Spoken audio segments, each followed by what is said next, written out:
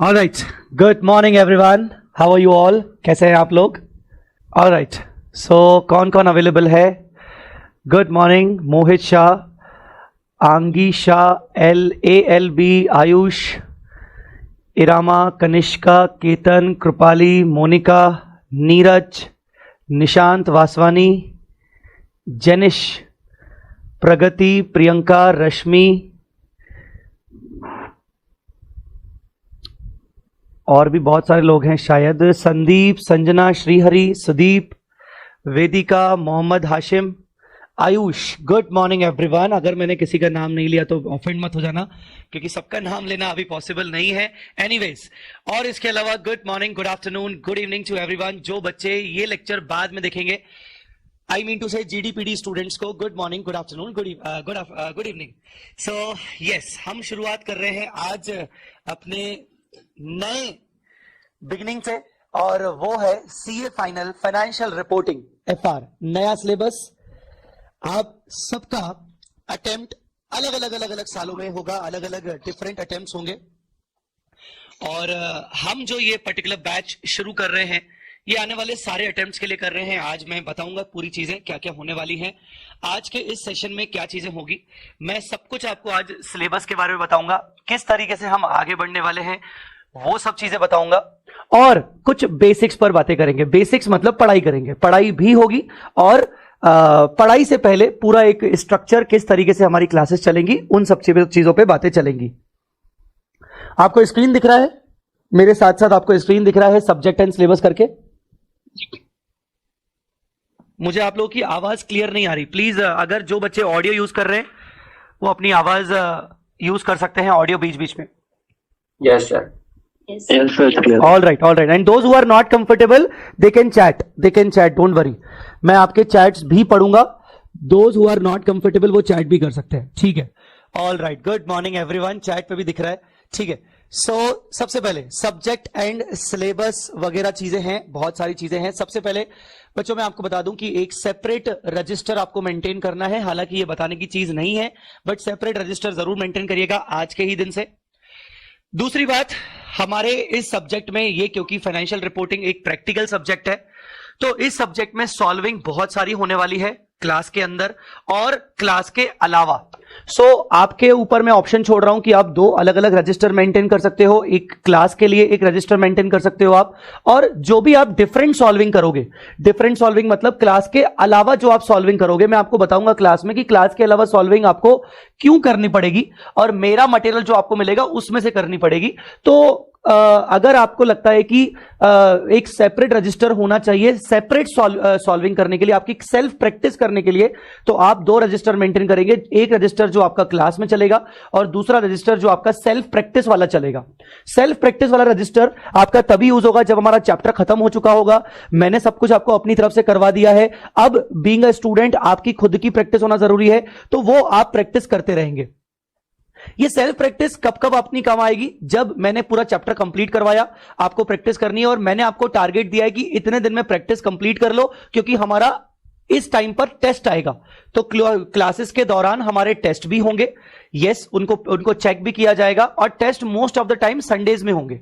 तो संडेज से पहले अगर आपको लगता है कि मुझे सेल्फ प्रैक्टिस करना है, तो वो कॉपी आपकी अलग होनी चाहिए। तो 2 कॉपी आपको मेंटेन करनी चाहिए कायदे से। इसके अलावा सिलेबस की बात करें, सबसे पहले CA फाइनल पेपर नंबर 1 पहला पेपर, और पहला पेपर मतलब यूं मान लो कि मिनिमम से मिनिमम आपको पहले पेपर से पहले 5 दिन देने चाहिए। जब एग्जाम हमारे होते हैं तो हमारे पहले 5 दिन फाइनेंशियल रिपोर्टिंग को जाते हैं। कुछ बच्चे 6 दिन देते हैं, कुछ बच्चे 7 दिन देते हैं, कुछ बच्चे अननेसेसरी 10 दिन भी देते हैं, और कुछ बच्चे जो कॉन्फिडेंट होते हैं वो 4 दिन भी देते हैं। तो 5 दिन एक रिस्पेक्टिव सही समय है जो हम इस पेपर को देते हैं एग्जाम के टाइम पे। 100 मार्क्स का पेपर है।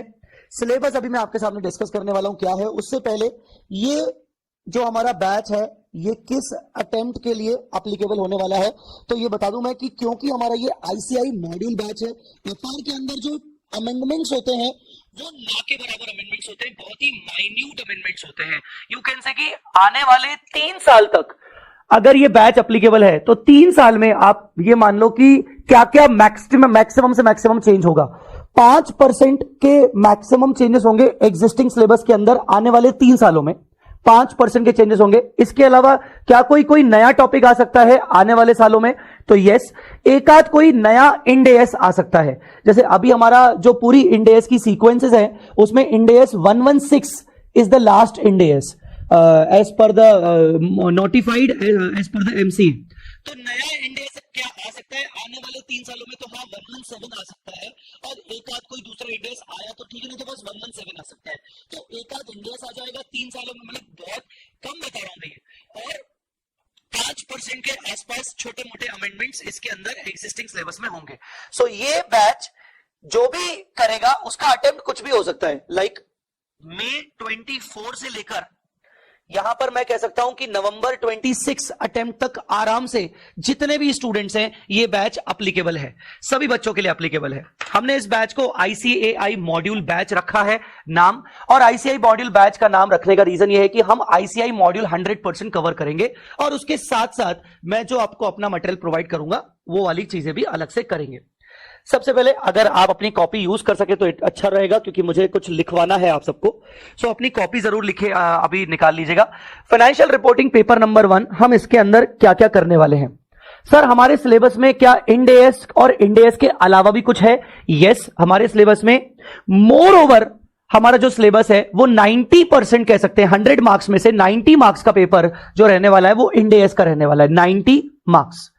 10 मार्क्स का पेपर इंड एएस तो नहीं, पर इंड एएस से रिलेटेड रहेगा।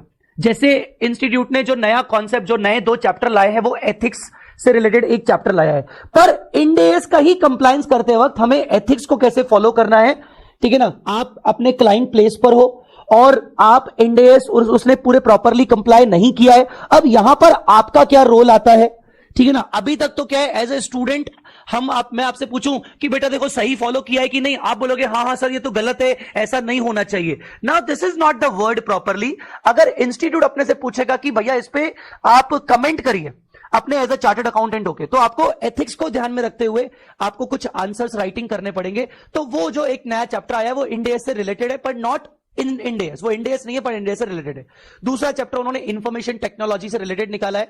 पहले कभी आप उसको सीए इंटर में ईआईएस करके आपका एक सब्जेक्ट हुआ करता था, ईआईएस सब्जेक्ट सबको पता होगा, सीए इंटर के अंदर ईआईएस करके जो अब नहीं रहा है न्यू सिलेबस में, उस चैप्टर उस पर्टिकुलर सब्जेक्ट से एक चैप्टर निकाला गया है, बेसिकली वहां से एफआर में डाला गया है बेसिकली। तो ये जो पेपर है इसके अंदर हम सारे इंड एएस पढ़ेंगे, हम इनडेप्थ अंडरस्टैंडिंग करेंगे पूरे के पूरे सिलेबस में। इनडेप्थ का मतलब ये होता है कि हम सब कुछ करेंगे, लाइन टू लाइन पढ़ेंगे, और अगर आईसीआई के मॉड्यूल में 2-2, 3-3 पैराग्राफ्स हैं एक पर्टिकुलर कॉन्सेप्ट को समझाने के लिए, तो एट द सेम टाइम मेरा जो कॉन्सेप्ट बुक आपको दिया जाएगा वो बहुत ही सिंप्लीफाइड लैंग्वेज में है, वो सब कुछ कवर करके मिलेगा, बट वो सिंप्लीफाइड लैंग्वेज में और वो टू द पॉइंट है, तो वो भी आपको प्रोवाइड होगा ताकि हम हमारा समय बचा सके। अब मान लो एक पैराग्राफ है जो कि 3-3, 4-4 पैराग्राफ 3-3, 4-4 पेजेस में कवर हो रहा है। Due to the time constraint हमें पता है कि ये पर्टिकुलर पॉइंट को हम शॉर्ट भी कर सकते हैं, इसका इतना भी रेलेवेंस नहीं है, तो उसको मैं कॉन्सेप्ट बुक से भी साथ साथ में पढ़ाऊंगा। और उसका रीजन है कि भैया हमें मॉड्यूल भी इसलिए पढ़ना है और कॉन्सेप्ट बुक भी साथ में इसलिए पढ़ना है ताकि हम एमसीक्यूज भी सॉल्व कर सकें, हमें एमसीक्यूज पे भी काम करना है आगे चल के। तो हमारे सिलेबस में क्या क्या चीजें होने वाली है ध्यान से देखिएगा। सबसे पहले पूरा ये कंटेंट है हमारे सिलेबस का। The number 1 point they have introduce is introduction to general purpose financial statements as per Indian accounting standards. मतलब इस पर्टिकुलर चैप्टर में हम शेड्यूल 2 जो बैलेंस शीट पीएनएल का फॉर्मेट है शेड्यूल 2 का, उसके अंदर 3 डिवीजन होते हैं, डिवीजन 1, डिवीजन 2, डिवीजन 3। तो डिवीजन 2 जो होता है वो इंड एएस रिलेटेड होता है, वो हम पढ़ेंगे हमारे सिलेबस में। इंटरमीडिएट में आप जब शेड्यूल 3 पढ़ते थे, अगर आपको याद होगा इंटरमीडिएट में, तो आपको डिवीजन 1 पढ़ाया जाता था। जितने भी यहां पर मेरे स्टूडेंट्स होंगे सीए इंटर के, उनको पता होगा कि हम इंटर में डिवीजन 1 पढ़ते थे, और आपको पता होगा बाकी सबको भी। यहां पर डिवीजन 2 एप्लीकेबल है, और इसके साथ साथ फाइनेंशियल स्टेटमेंट्स बनाने के लिए गाइडेंस नोट भी हमारे सिलेबस में डाला गया है। तो this is the first chapter, this is the basics basically. The second chapter is conceptual framework for financial reporting. Ind AS जब ड्राफ्ट होता है, जब इंड एएस को ड्राफ्ट किया जाता है, तो उसके कुछ बेसिक फाउंडेशंस होते हैं, जैसे कि असेट का मतलब क्या होता है, लायबिलिटी का मतलब क्या होता है, income liability, sorry, income, expenses, equity, इन सब का मतलब क्या होता है? तो इन सब के मीनिंग्स को इंड एएस में कवर नहीं किया गया है। जब इंड एएस बनाया जाता है तो उसका एक बेसिक फाउंडेशन तैयार किया गया कंसेप्चुअल फ्रेमवर्क के नाम पर। और कोई चीज अगर, जैसे मैं मान लीजिए एक क्लाइंट हूं, मुझे इंड एएस का कंप्लायंस करना है, पर मुझे मेरा ट्रीटमेंट किसी इंड एएस के अंदर नहीं मिल रहा है। कंसेप्चुअल फ्रेमवर्क हमें तब काम आएगा जब हमें कोई पर्टिकुलर अकाउंटिंग ट्रीटमेंट किसी इंड एएस में नहीं मिल रहा है। अब मान लीजिए मैंने कोई ऐसा ट्रांजैक्शन किया जिसका ट्रीटमेंट किसी इंड एएस में अवेलेबल ही नहीं है। अब मैं क्या करूं? मेरे पास एक फ्रेमवर्क है, एक बेसिक फाउंडेशन मुझे बना के दिया गया है। किसने दिया गया है? आईसीएआई ने। इंड एएस बनाने के लिए आईसीएआई की जो एएसबी अकाउंटिंग स्टैंडर्ड बोर्ड है वो भी इस बेसिक फ्रेमवर्क का यूज करते हैं।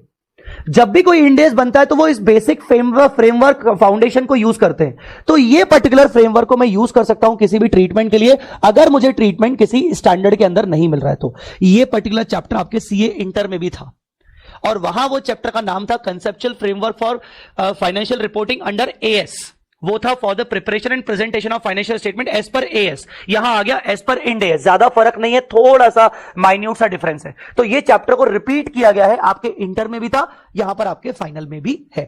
ठीक है, तो शेड्यूल 3 भी आपके इंटर में था, पर डिवीजन 1 था, यहां डिवीजन 2 है। अब यहां से आप देखोगे कई सारे इंड एएस आपके यहां पर एप्लीकेबल है। आप जानते हो टोटल मिला के कितने इंड एएस है? कोई जवाब देना चाहेगा? टोटल कितने इंड एएस, टोटल कितने इंड एएस एमसीए ने नोटिफाई करके रखे? टोटल एमसीए ने कितने इंड एएस नोटिफाई करके रखे? Anybody? I think sir 36 Ind AS है शायद। 39 बोला अतुल ने, रोशनी ने 35 बोला, आपने किसी ने बोला 36। ओके, 40 ऋतिक भगत 40। अच्छा, सो मैं बता दूं कि अभी तक 39 इंड एएस नोटिफाइड है। 39 इंड एएस नोटिफाइड है, माइनस जो हमारे सिलेबस में अप्लीकेबल नहीं है वो है 4 इंड एएस हमारे सिलेबस में अप्लीकेबल नहीं है। ठीक है, इंड एएस 29 नहीं है, इंड एएस 104 नहीं है, इंड एएस 106 नहीं है, और इंड एएस 114 नहीं है। तो कुल मिला के हमारे सिलेबस में 35 इंड एएस है। 35, ठीक है ना, हमारे सिलेबस में 35 इंड एएस एप्लीकेबल है। रोशनी ने 35 बोला था, पर वो सिलेबस वाले 35 है। नोटिफाइड एएस इंड एएस 39 है। तो ये सारी लिस्ट है आपके सामने पूरे इंड एएस की। एक एक इंड एएस का मैं नाम लेते जाऊंगा तो 2 घंटे उसी में खत्म हो जाएंगे। कोई अभी सेंस नहीं है। मैं जब आपको सिलेबस अपने हिसाब से लिखवाऊंगा तो तब मैं आपको बताऊंगा। ये पूरी लिस्ट है आपके सामने, उन्होंने इंड एएस के दिए हैं। ठीक है ना, उन्होंने किस तरीके से कवर किए ये जरूर अपन देख सकते हैं। कुछ इंड एएस फाइनेंशियल स्टेटमेंट्स के ऊपर बेस्ड होते हैं, कुछ इंड एएस अकाउंटिंग पॉलिसीज के ऊपर बेस्ड होते हैं, कुछ इंड एएस इनकम के ऊपर बेस्ड होते हैं। वो एक ही है 115, मोस्ट इंपॉर्टेंट है, 10 मार्क का क्वेश्चन आ सकता है इसमें से।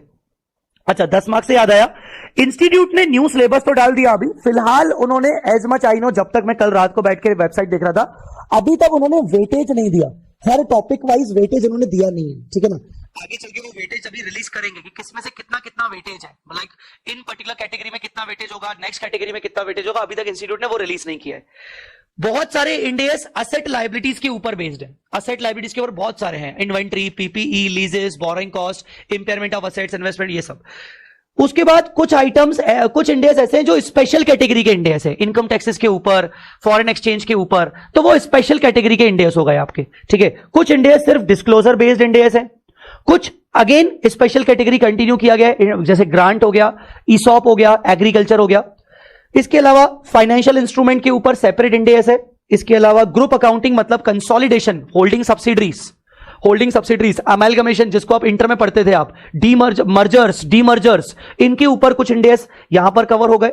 ठीक है, और एक इंड एएस है 101 फर्स्ट टाइम एडॉप्शन। जब भी कोई कंपनी पहली बार इंड एएस अडॉप्ट करती है तो उसको क्या क्या ध्यान रखना चाहिए, वो इंड एएस 101 है। ठीक है, तो ये सारे इंड एएस हैं। इसके अलावा कौन से चैप्टर्स हैं?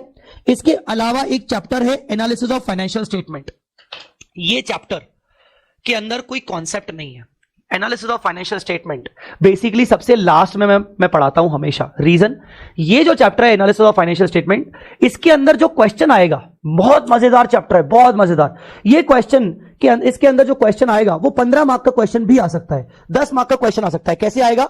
आपको देगा एक फाइनेंशियल स्टेटमेंट और बिल्कुल रियल लाइफ सिचुएशन देगा आपको कि भाई आपका क्लाइंट है, वो एएस से इंड एएस में चला गया, वो पहले एएस फॉलो कर रहा था और अब वो एएस से इंडेस में चला गया, और अब ये उसकी बैलेंस शीट है इंडेस वाली। उसने ये बैलेंस शीट बनाई है, उसके अकाउंटेंट ने इंडेस वाली, और ये बैलेंस शीट सामने है। अब वो आपको गलत बैलेंस शीट देगा, उसने बहुत गलतियां करके रखी होंगी, इंडेस के अकॉर्डिंग बनाया होगा पर बहुत गलतियां किस रिस्पेक्ट में? गलतियां प्रेजेंटेशन के रिस्पेक्ट में, तो आपको कुछ इंडेस यहां वाले लगाने पड़ेंगे। गलतियां इनकम को रिकॉग्नाइज करने के रिस्पेक्ट में, गलतियां असेट लायबिलिटीज के ट्रीटमेंट के रिस्पेक्ट में, उसने अकाउंटिंग पॉलिसी फॉलो करने के रिस्पेक्ट में। तो वो आपको एक फाइनेंशियल स्टेटमेंट देगा आपके क्लाइंट का और बोलेगा कि आप अपना ये क्लाइंट समझो और इसके फाइनेंशियल स्टेटमेंट को ठीक करके दो एज पर द इंडेस। तो ये चैप्टर पढ़ने के लिए हमें सभी इंडेस की नॉलेज होना जरूरी है, सभी इंडेस की नॉलेज होना जरूरी है। मैंने इसका एक वीडियो, पर्टिकुलर वीडियो मैंने यूट्यूब पे डाल के रखा है, हालांकि हम तो अच्छे से क्लास में कवर करेंगे, पर मैंने यूट्यूब पे डाल के रखा है। वो यूट्यूब वाले वीडियो को बहुत जबरदस्त व्यूज आए थे, बच्चों को बहुत पसंद आया था, क्योंकि हमने इसको बहुत ही प्रैक्टिकल तरीके से किया था, एनालिसिस ऑफ फाइनेंशियल स्टेटमेंट करके। तो ये चैप्टर पूरे इंडेस के ऊपर बेस्ड है, एनालिसिस ऑफ फाइनेंशियल स्टेटमेंट। गलत बैलेंस शीट और P&L देगा, आपको सही करके देना है एज अ चार्टर्ड अकाउंटेंट। तो ये पूरा इंडेस के ऊपर बेस्ड हो गया। अब लास्ट के जो 2 चैप्टर्स हैं, इनका वेटेज यहां से यहां, इनका वेटेज लगभग आपका 5 से 10 मार्क्स का रहेगा। जरूरी नहीं कि हर पेपर में ये दोनों चैप्टर आए, किसी पेपर में हो सकता है एथिक्स के ऊपर पूछ लिया, किसी पेपर में टेक्नोलॉजी के ऊपर पूछ लिया, किसी में दोनों भी आ सकते हैं। तो 5 से 10 मार्क का वेटेज है। Ethics with accounting, ethics with accounting, ये जो चैप्टर है, ये चैप्टर मैं आपको पर्सनली पढ़ाऊंगा with the help of my colleague CA Ravi Tauri sir, जो ऑडिट में भी हैं, बिकॉज इसके अंदर जो कॉन्सेप्ट है वो प्रोफेशनल एथिक्स के कॉन्सेप्ट भी हैं। प्रोफेशनल एथिक्स जो आपको पहले ऑडिट में पढ़ाया जाता था, बेसिकली ऑडिट के अंदर भी प्रोफेशनल एथिक्स है, आपके सिलेबस में होगा। सो इसमें मुझे एक ऑडिटिंग के फैकल्टी की जरूरत पड़ेगी।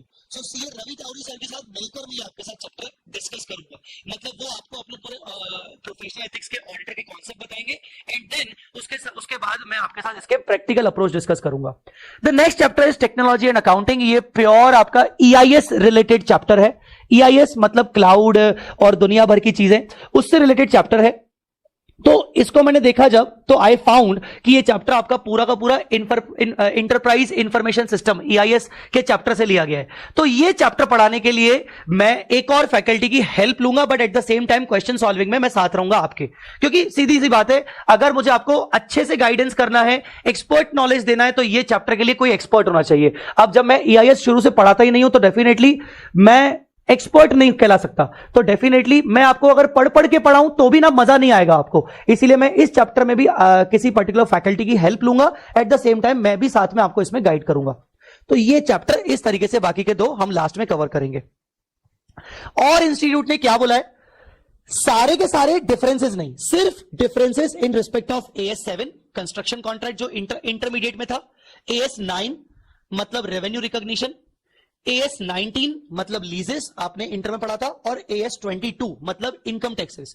इन 4 AS को इंडेस से कंपेयर करवाया जाएगा, क्योंकि जो AS7 और 9 है वो इंडेस 15 के डिफरेंसेस में आएगा।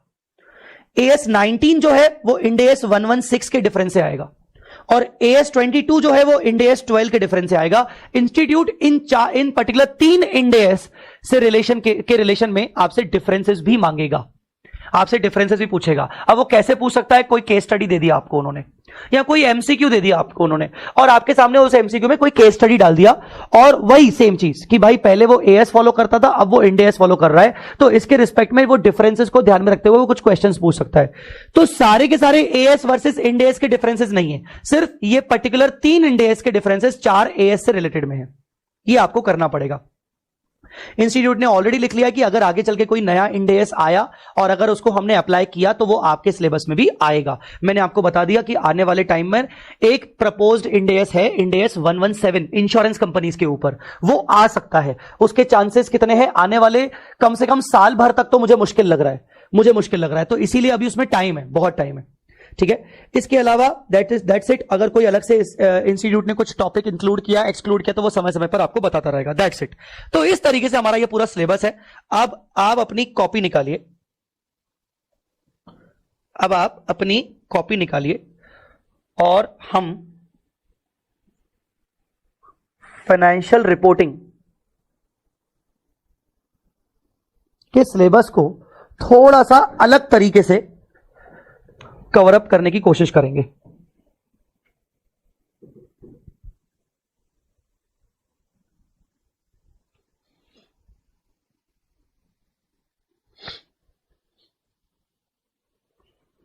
सबसे पहले अगर मैं पूरे सिलेबस को अलग अलग हिस्सों में डिवाइड करूं तो हमारा जो पहला हिस्सा आता है, हमारा जो पहला हिस्सा होता है वो होता है assets liability based end S.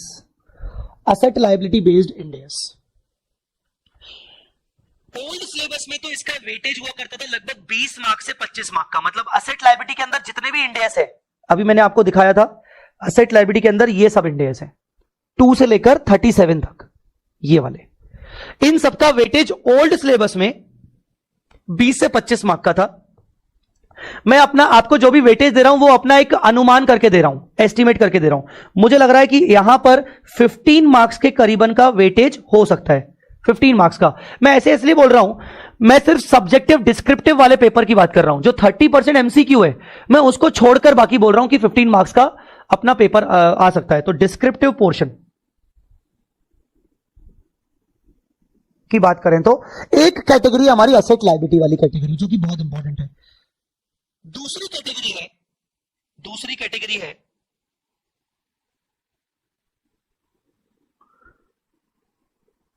Financial instruments and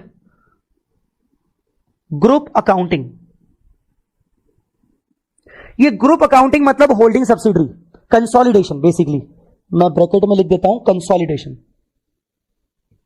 business acquisitions, mergers, ये सब। ये सेकंड कैटेगरी बहुत इंपॉर्टेंट है।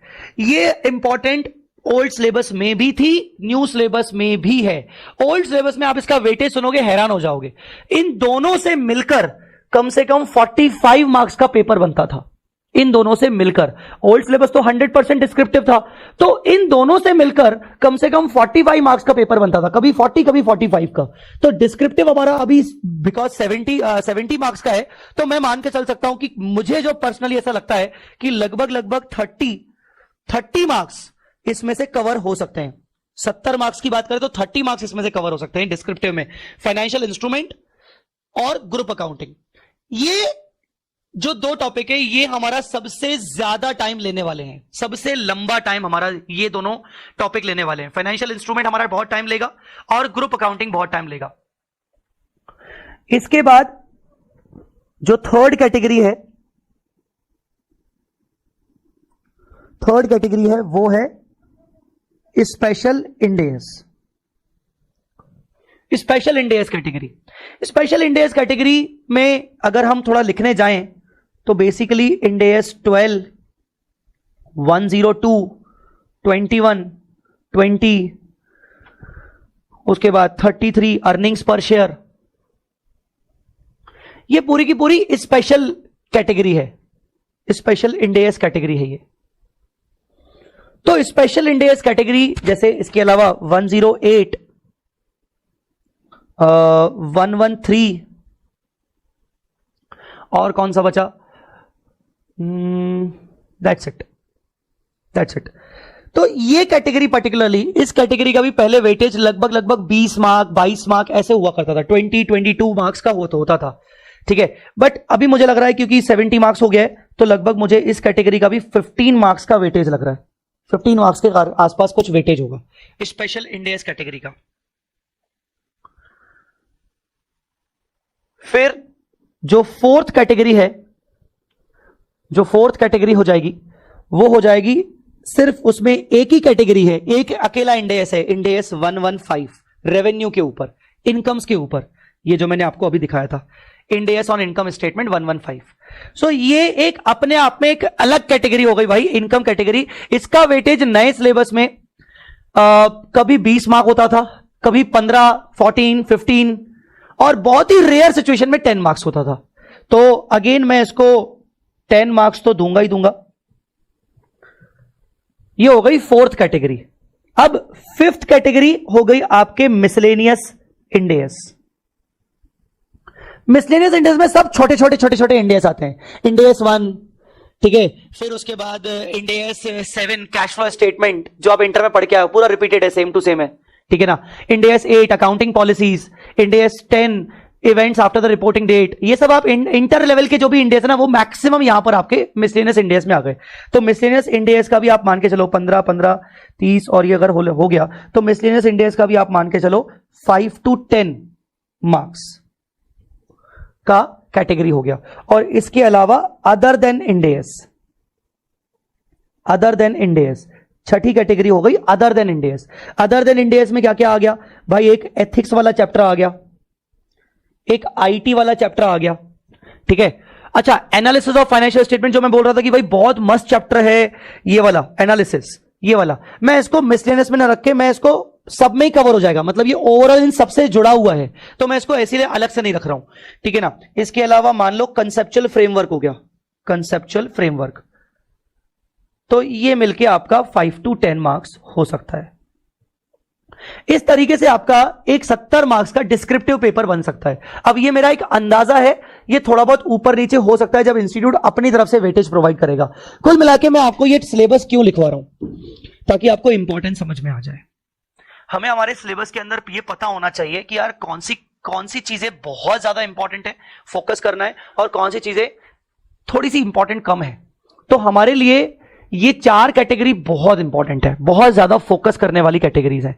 और मिसलेनियस इंडेस है जिसमें क्वांटिटी बहुत ज्यादा है, बहुत इंडेस है इसके अंदर, 7-8 इंडेस है, बट ओवरऑल इसका जो वेटेज होगा वो बहुत कम होगा, 10 मार्क के अंदर होगा। अदर देन इंडेस तो डेफिनेटली वो 10 मार्क के अंदर अंदर ही है। सो ऑल इन ऑल ये सब कुछ हमारे पूरे इंडेस सिलेबस में है।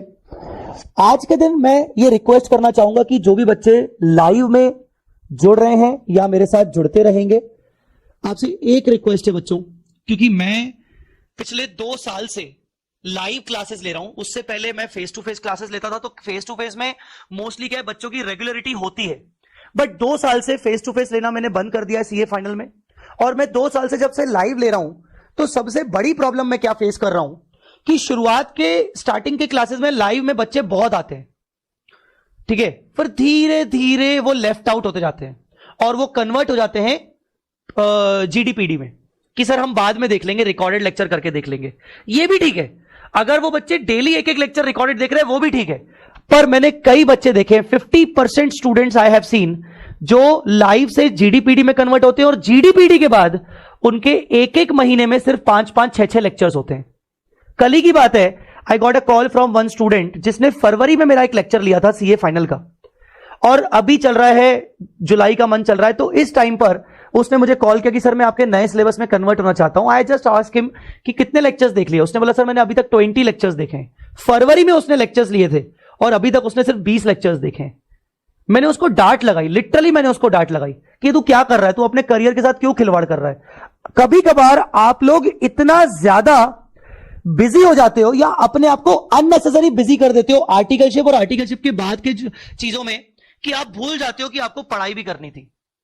मैं ये नहीं कह रहा हूं कि आर्टिकलशिप को इंपॉर्टेंस मत दीजिए, अब तो आपको इंपॉर्टेंस ज्यादा देनी पड़ेगी, स्पेशली उन बच्चों को जिनके सिर्फ 2 साल की आर्टिकलशिप है।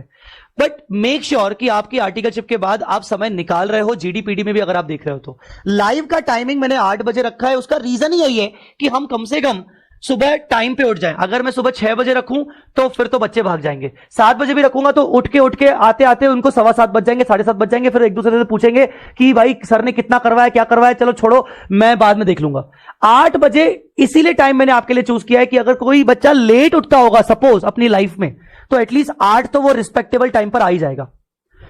दिन के 2 घंटे आपको मुझे देने हैं और 2 घंटे सफिशिएंट है आपके लिए, डोंट वरी। हम आराम से इस पूरे कोर्स को कंप्लीट करेंगे।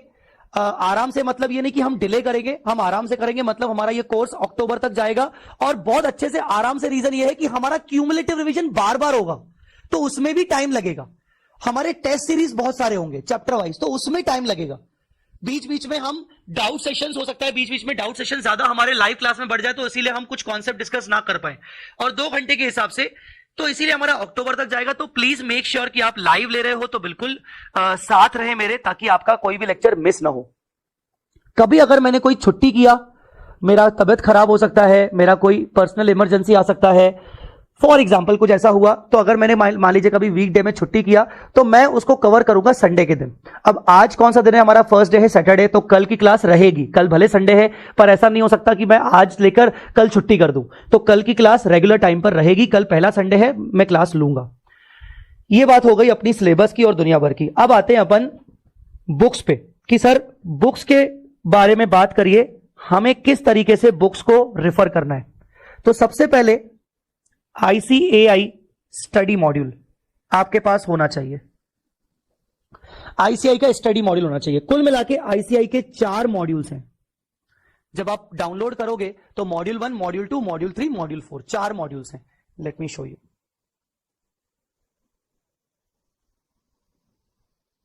ये देखिए, CA final paper number 1 financial reporting new scheme, इसमें उन्होंने 4 मॉड्यूल्स दिए। मॉड्यूल 1, फिर मॉड्यूल 2, फिर उसके बाद मॉड्यूल 3 और मॉड्यूल नंबर 4। मॉड्यूल नंबर 4 इस तरीके से उन्होंने दिया है। उसी में उन्होंने बाकी मिसलेनियस भी कवर कर दिया है। एक बार ना, इस बार उन्होंने बहुत अच्छी चीज जोड़ी है आपके खेलने के लिए, गेम खेलने के लिए। इंडियस पजल्स, उन्होंने पजल्स जोड़े हैं बेसिकली, कई जगह पर जोड़े। इंडियस पजल्स आपको दिखेंगे कई बार। ये देखो पजल्स, हर मॉड्यूल के लास्ट में उन्होंने कुछ पजल्स जोड़े हैं। तो वो पजल्स भी अपन बीच बीच में सॉल्व करेंगे। कभी अपन को फ्री टाइम मिला तो शाम के टाइम पे कभी ऐसे अपन पजल सॉल्व करेंगे उसके। तो ये 4 मॉड्यूल है। तो इंस्टीट्यूट के ये 4 मॉड्यूल्स को हम कवर करेंगे। उसके अलावा जो मैं आपको अपनी बुक्स दूंगा, माई बुक्स, इसमें आपको पहला मिलेगा FR का इंडेस कॉन्सेप्ट बुक। इंडेस कॉन्सेप्ट बुक, ये बुक कैसा दिखता है उस पे इस तरीके से आप समझ सकते हो। ये जो किताब मैं आपको दूंगा, ये इंडेस 115 है मेरे कॉन्सेप्ट बुक का। बेसिकली इसके अंदर कोई क्वेश्चन नहीं मिलेगा आपको। इंडेस इसके अंदर सिर्फ आपको पूरे के पूरे कॉन्सेप्ट्स मिलेंगे, सिर्फ और सिर्फ कॉन्सेप्ट्स, सिर्फ और सिर्फ कॉन्सेप्ट मिलेंगे। और किसी भी कॉन्सेप्ट को इजी लैंग्वेज में समझाने के लिए मैं बीच बीच में एग्जांपल्स डालूंगा। कई सारे मैं बीच बीच में एग्जांपल डालूंगा। जैसे यहाँ पर हमने ये पढ़ा ये पूरे कॉन्सेप्ट्स किए, और बीच में मैंने जैसे मान लो इसके अंदर एग्जांपल डाल दिए, कुछ प्रैक्टिकल एग्जांपल्स डाल दिए, ये मैंने जैसे करवाया। तो ये कॉन्सेप्ट बुक है। ये पूरा कॉन्सेप्ट बुक इस तरीके से चलेगा। मैं आपको अपना एक कॉन्सेप्ट बुक का एक दूसरा नोट्स का दिखा देता हूं।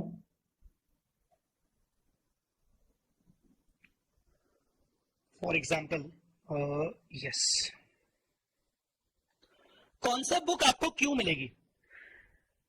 मैंने मान लो आपको कोई टॉपिक पढ़ाया, ICAI के मॉड्यूल से। अब मेरी आदत है कि मैं जब भी कुछ पढ़ाऊंगा, क्योंकि प्रैक्टिकल सब्जेक्ट है, मुझे समझाना है तो मुझे उसका आपको प्रैक्टिकल देना पड़ेगा। अब अगर मुझे प्रैक्टिकल देना पड़ेगा तो मैं आपको एक एक एग्जांपल लिखवाने जाऊं। अगर मैं आपको एक एक एग्जांपल लिखवाने गया तो वो लिखने का टाइम बहुत वेस्ट होगा, उसके कारण नंबर ऑफ आवर्स बढ़ जाएंगे, आपकी क्लास लेट खत्म होगी। तो मैंने क्या किया है, पिछले 2-3 सालों में मैंने जितने भी एग्जाम्पल्स लिखवा कर बनाए थे, उनको मैंने छाप दिया अपनी किताब में।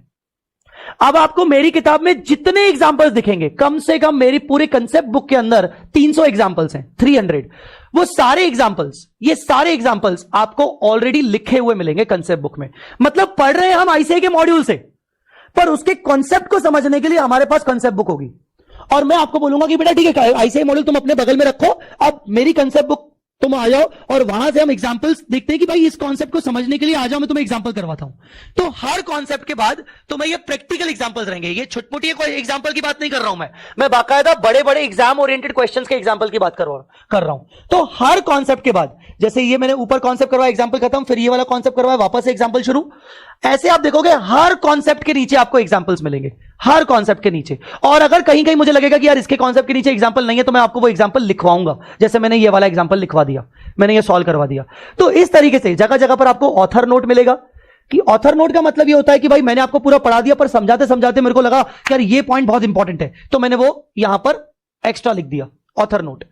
जगह जगह आपको मिलेगी कि आप अपने स्टूडेंट नोट्स भी बना सकते हो। वापस से ये देखो एग्जांपल शुरू हो गया। तो concept book is all about कि किस तरीके से हम कॉन्सेप्ट्स को इजीली समझ सकते हैं with the help of all these examples के बेसिस पर हम पूरे कॉन्सेप्ट्स को समझेंगे। आपको बहुत सारे एग्जांपल्स मिलेंगे हर चैप्टर के अंदर। तो ये रेलेवेंस है हमारे कॉन्सेप्ट बुक का। इसमें एक भी क्वेश्चन नहीं मिलेगा, पर मेरा गारंटी है कि जो एग्जांपल्स मिलेंगे वो एग्जाम लेवल क्वेश्चंस के बराबर मिलेंगे, और वो लगभग 300 एग्जांपल्स होंगे आपको। इसके अलावा FR इंडियस कॉन्सेप्ट बुक के अलावा आपको मिलेगा FR का QR code question bank. QR code question bank, QR code वो question bank looks like this. जैसे ये इंडियस 115 है, हर चैप्टर के फ्रंट पेज पर आपको दो चीजें मिलेंगी, एक तो टोटल नंबर ऑफ क्वेश्चंस, इस पर्टिकुलर चैप्टर के अंदर कितने क्वेश्चंस हैं, और इंडेक्स। और इंडेक्स को ध्यान से देखो, मैंने क्यूआर कोड क्वेश्चन बैंक के अंदर हर टॉपिक के अंदर मैंने कॉन्सेप्ट वाइज क्वेश्चन डाले और मैंने उसको सीरीज दे दिया, कोडिंग दे दी। मतलब 100 सीरीज के जितने भी क्वेश्चन होंगे, 100 सीरीज मतलब 101, 102, पहला क्वेश्चन 101 से शुरू होगा, और मान लो इस सीरीज के अंदर 15 क्वेश्चन है तो 115 तक चलेगा। फिर अगर नेक्स्ट सीरीज स्टार्ट होगी तो 201 से शुरू होगी। ऐसा क्यों किया मैंने? अगर आगे चल के इंस्टीट्यूट अपना कोई नया क्वेश्चन ऐड करता है किसी कैटेगरी में, सपोज उन्होंने आइडेंटिफाई द कॉन्ट्रैक्ट्स के अंदर उन्होंने एक नया क्वेश्चन ऐड किया, अब मुझे नया क्वेश्चन वो ऐड करना है तो मैं 116 नंबर क्वेश्चन आ जाएगा। मतलब सीरीज बनाने का सबसे बड़ा बेनिफिट ये है कि मैं आगे भी मेरे पास एक स्कोप रहे किसी भी क्वेश्चन को ऐड या डिलीट करने का। अगर इंस्टीट्यूट ने ऐड किया तो मैं भी उस सीरीज में, उसी के सीरीज में कंटिन्यूएशन में वो ऐड हो जाएगा। कोई मान लो 700 सीरीज का कोई नया क्वेश्चन आया और लास्ट क्वेश्चन था 704, सिर्फ 4 ही क्वेश्चन थे, तो नया क्वेश्चन इंस्टीट्यूट ने डाला 705, तो मैं इसी सीरीज में डाल दूंगा 705। ठीक है, तो ये कैटेगरी वाइज क्वेश्चन है। पहली बात तो ये आपको मिलेगी एग्जाम टाइम में, इसका बहुत काम आएगा आपको, क्योंकि मान लो इस पूरे कैटेगरी में आपको लगता है कि यार ये कैटेगरी बहुत इंपॉर्टेंट है, सर्विस अरेंजमेंट, मुझे काश इसके सारे क्वेश्चन एक जगह मिल जाए, तो आप 900 कैटेगरी में जाएंगे और 900 कैटेगरी में जाके इसके सारे क्वेश्चंस एक बार में निपटा लेंगे, एक के बाद एक के बाद एक के बाद। ये हो गया। दूसरा, जब आप क्वेश्चन पढ़ोगे तो क्वेश्चन की कोडिंग ऐसे होगी, क्यू मतलब क्वेश्चन, डॉट इंडेस 115 मतलब हमारा टॉपिक, उस पर्टिकुलर टॉपिक। अगर इंडेस 1 है तो इंडेस 1, अगर इंडेस 10 है तो यहां पर Q dot Ind AS 10, dot SM, SM मतलब स्टडी मॉड्यूल का क्वेश्चन। सर स्टडी मॉड्यूल के लिए तो आपने बोला कि ये हम आईसीआई मॉड्यूल करेंगे, हां, पर मैं क्या करूं, मेरी क्वेश्चन बैंक ऑलरेडी बन चुकी है, मैं स्टडी मॉड्यूल का क्वेश्चन ऑलरेडी अपने क्वेश्चन बैंक में डाल चुका हूं, तो मैं अब डिलीट नहीं कर सकता, प्रिंटिंग ऑलरेडी हो चुकी है। तो जो मैं आपको अभी बुक देने वाला हूं उस किताब में आपको आईसीआई मॉड्यूल के क्वेश्चन भी मिलेंगे वापस से, और ये आपका एडवांटेज है। मतलब आईसीआई मॉड्यूल के क्वेश्चन सारे कर चुके होगे तुम मेरे साथ अलग से, पर क्वेश्चन बैंक में भी वो आईसीआई मॉड्यूल के क्वेश्चन तुम्हें मिलेंगे। एडवांटेज है क्योंकि एग्जाम टाइम में तुम्हारे पास एक ही किताब होनी चाहिए, बार बार तुम आईसीआई मॉड्यूल ये क्वेश्चन बैंक लेके नहीं बैठोगे। एग्जाम टाइम में तुम यही बुक लेके बैठोगे जिसमें एसएम भी कवर होगा, एसएम मतलब आईसीआई मॉड्यूल का क्वेश्चन, एंड 101। अब अगर ये सीरीज में आगे चले तो एसएम, अभी तक एसएम चल रहा है, उसके बाद जहां जहां मुझे कोई क्वेश्चन लगेगा कि एसएम का है पर वो सिमिलर टू आरटीपी एमटीपी का है, तो वहां बगल में आपको लिख जाएगा कि भाई ये क्वेश्चन सिमिलरली आरटीपी में भी आया था। अब जैसे इस सीरीज में कोई आरटीपी एमटीपी का था नहीं, दूसरा अगर करें, हां, एक कैटेगरी आपको मिलेगी ओएम। ओएम मतलब अदर मटेरियल, अदर मटेरियल मतलब आरटीपी एमटीपी पास एग्जाम पेपर नहीं, अदर मटेरियल मतलब मैंने कोई क्वेश्चन किसी दूसरे मटेरियल से उठाया है, सिंगापुर के सीए इंस्टीट्यूट से उठाया है, ये पर्टिकुलर क्वेश्चन मुझे अच्छा लगा, मैंने उसको इंक्लूड कर दिया। अदर मटेरियल ओएम, मैंने उसको ओल्ड सिलेबस से उठाया है, मान लो वो ओल्ड सिलेबस में था पर अब न्यू सिलेबस में डिलीट हो गया, तो मैंने उसको ओएम कर दिया। ऐसे अदर मटेरियल वगैरह करके दिखेगा आपको। फिर आपको एक कैटेगरी दिखेगी, तीसरी category, yes, RMP. RMP category मतलब आर मतलब आरटीपी, एम मतलब एमटीपी, पी मतलब पास्ट एग्जाम पेपर्स। तो ये जो आरएमपी वाला क्वेश्चन होगा ये आपके लिए इंपॉर्टेंट है, क्योंकि स्टडी मॉड्यूल वाले एसएम वाले क्वेश्चन तो आप मेरे साथ क्लास में आईसीआई मॉड्यूल वाले कर चुके होंगे, पर जो ये आरएमपी कैटेगरी होगी, ये कैटेगरी आपको अपनी तरफ से प्रैक्टिस करनी है। कभी कभार क्लास में एक्स्ट्रा प्रैक्टिस सेशंस रखूंगा, उसमें आपको मैं ये करवाऊंगा। हमारे एक्स्ट्रा प्रैक्टिस सेशंस भी होंगे, मतलब नॉर्मल क्लास के अलावा हमारे एक्स्ट्रा प्रैक्टिस सेशंस होंगे आरएमपी क्वेश्चंस के लिए, जो स्टडी मॉड्यूल के नहीं है। ठीक है, तो आरएमपी कैटेगरी, जैसे ये क्वेश्चन आरटीपी May 21 में आया था, तो आरएमपी आ गया। तो ऐसे मैंने 3 कैटेगरी बना दी, एसएम मतलब आईसीआई मॉड्यूल, ओएम मतलब अदर मटेरियल, कोई ओल्ड सिलेबस का, सिंगापुर इंस्टीट्यूट का, कहीं सा, और या फिर मेरा बनाया क्वेश्चन, और आरएमपी मतलब आरटीपी एमटीपी पास एग्जाम पेपर। आरएमपी कैटेगरी आपको इस पर्टिकुलर बुक के अंदर बहुत ज्यादा दिखेगी, और वो आपको सेल्फ प्रैक्टिस करनी पड़ेगी, जिसमें मैं भी आपको साथ दूंगा। ठीक है, ये चीज हो गई। एक और बात बता दूं, अब ये जो किताब आपके सामने खुली, ये वर्जन 4 है, आपको वर्जन 5 मिलेगा, आगे चल के वर्जन 5 का वर्जन 6 भी हो सकता है आगे, पर मैं वर्जन 5 की बात कर रहा हूं। उसका रीजन ये है कि version 5, wait a minute, yes, version 5 कुछ इस तरीके से दिखेगा, ये ब्लैक एंड व्हाइट है, आपको कलर मिलेगा, डोंट वरी। वर्जन 5 के अंदर आपको क्यूआर कोड मिलेंगे, जो मेरी बुक का नाम है QR code question bank. Version 5 में क्यूआर कोड मिलेंगे और आने वाले सारे वर्जन में क्यूआर कोड मिलेंगे। अब वो आने वाले वर्जन बदलेंगे क्यों? क्योंकि जैसे जैसे अटेम्प्ट होते जाएंगे तो ये बुक पुरानी होती जाएगी, तो मुझे वर्जन बदलने पड़ेंगे। नए क्वेश्चन आएंगे तो उनके क्यूआर कोड होंगे नहीं, तो मुझे उनका रिकॉर्डिंग करना पड़ेगा, मुझे उनको क्यूआर कोड बनाना पड़ेगा, तो ये क्यूआर कोड आएंगे।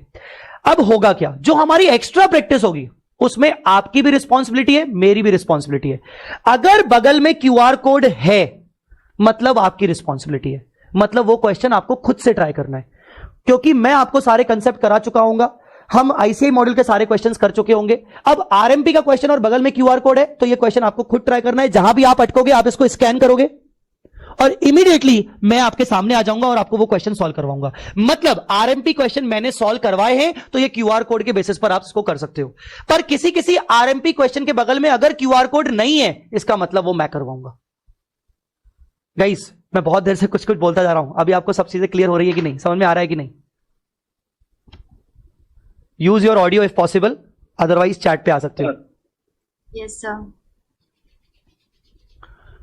ऑल राइट, ठीक।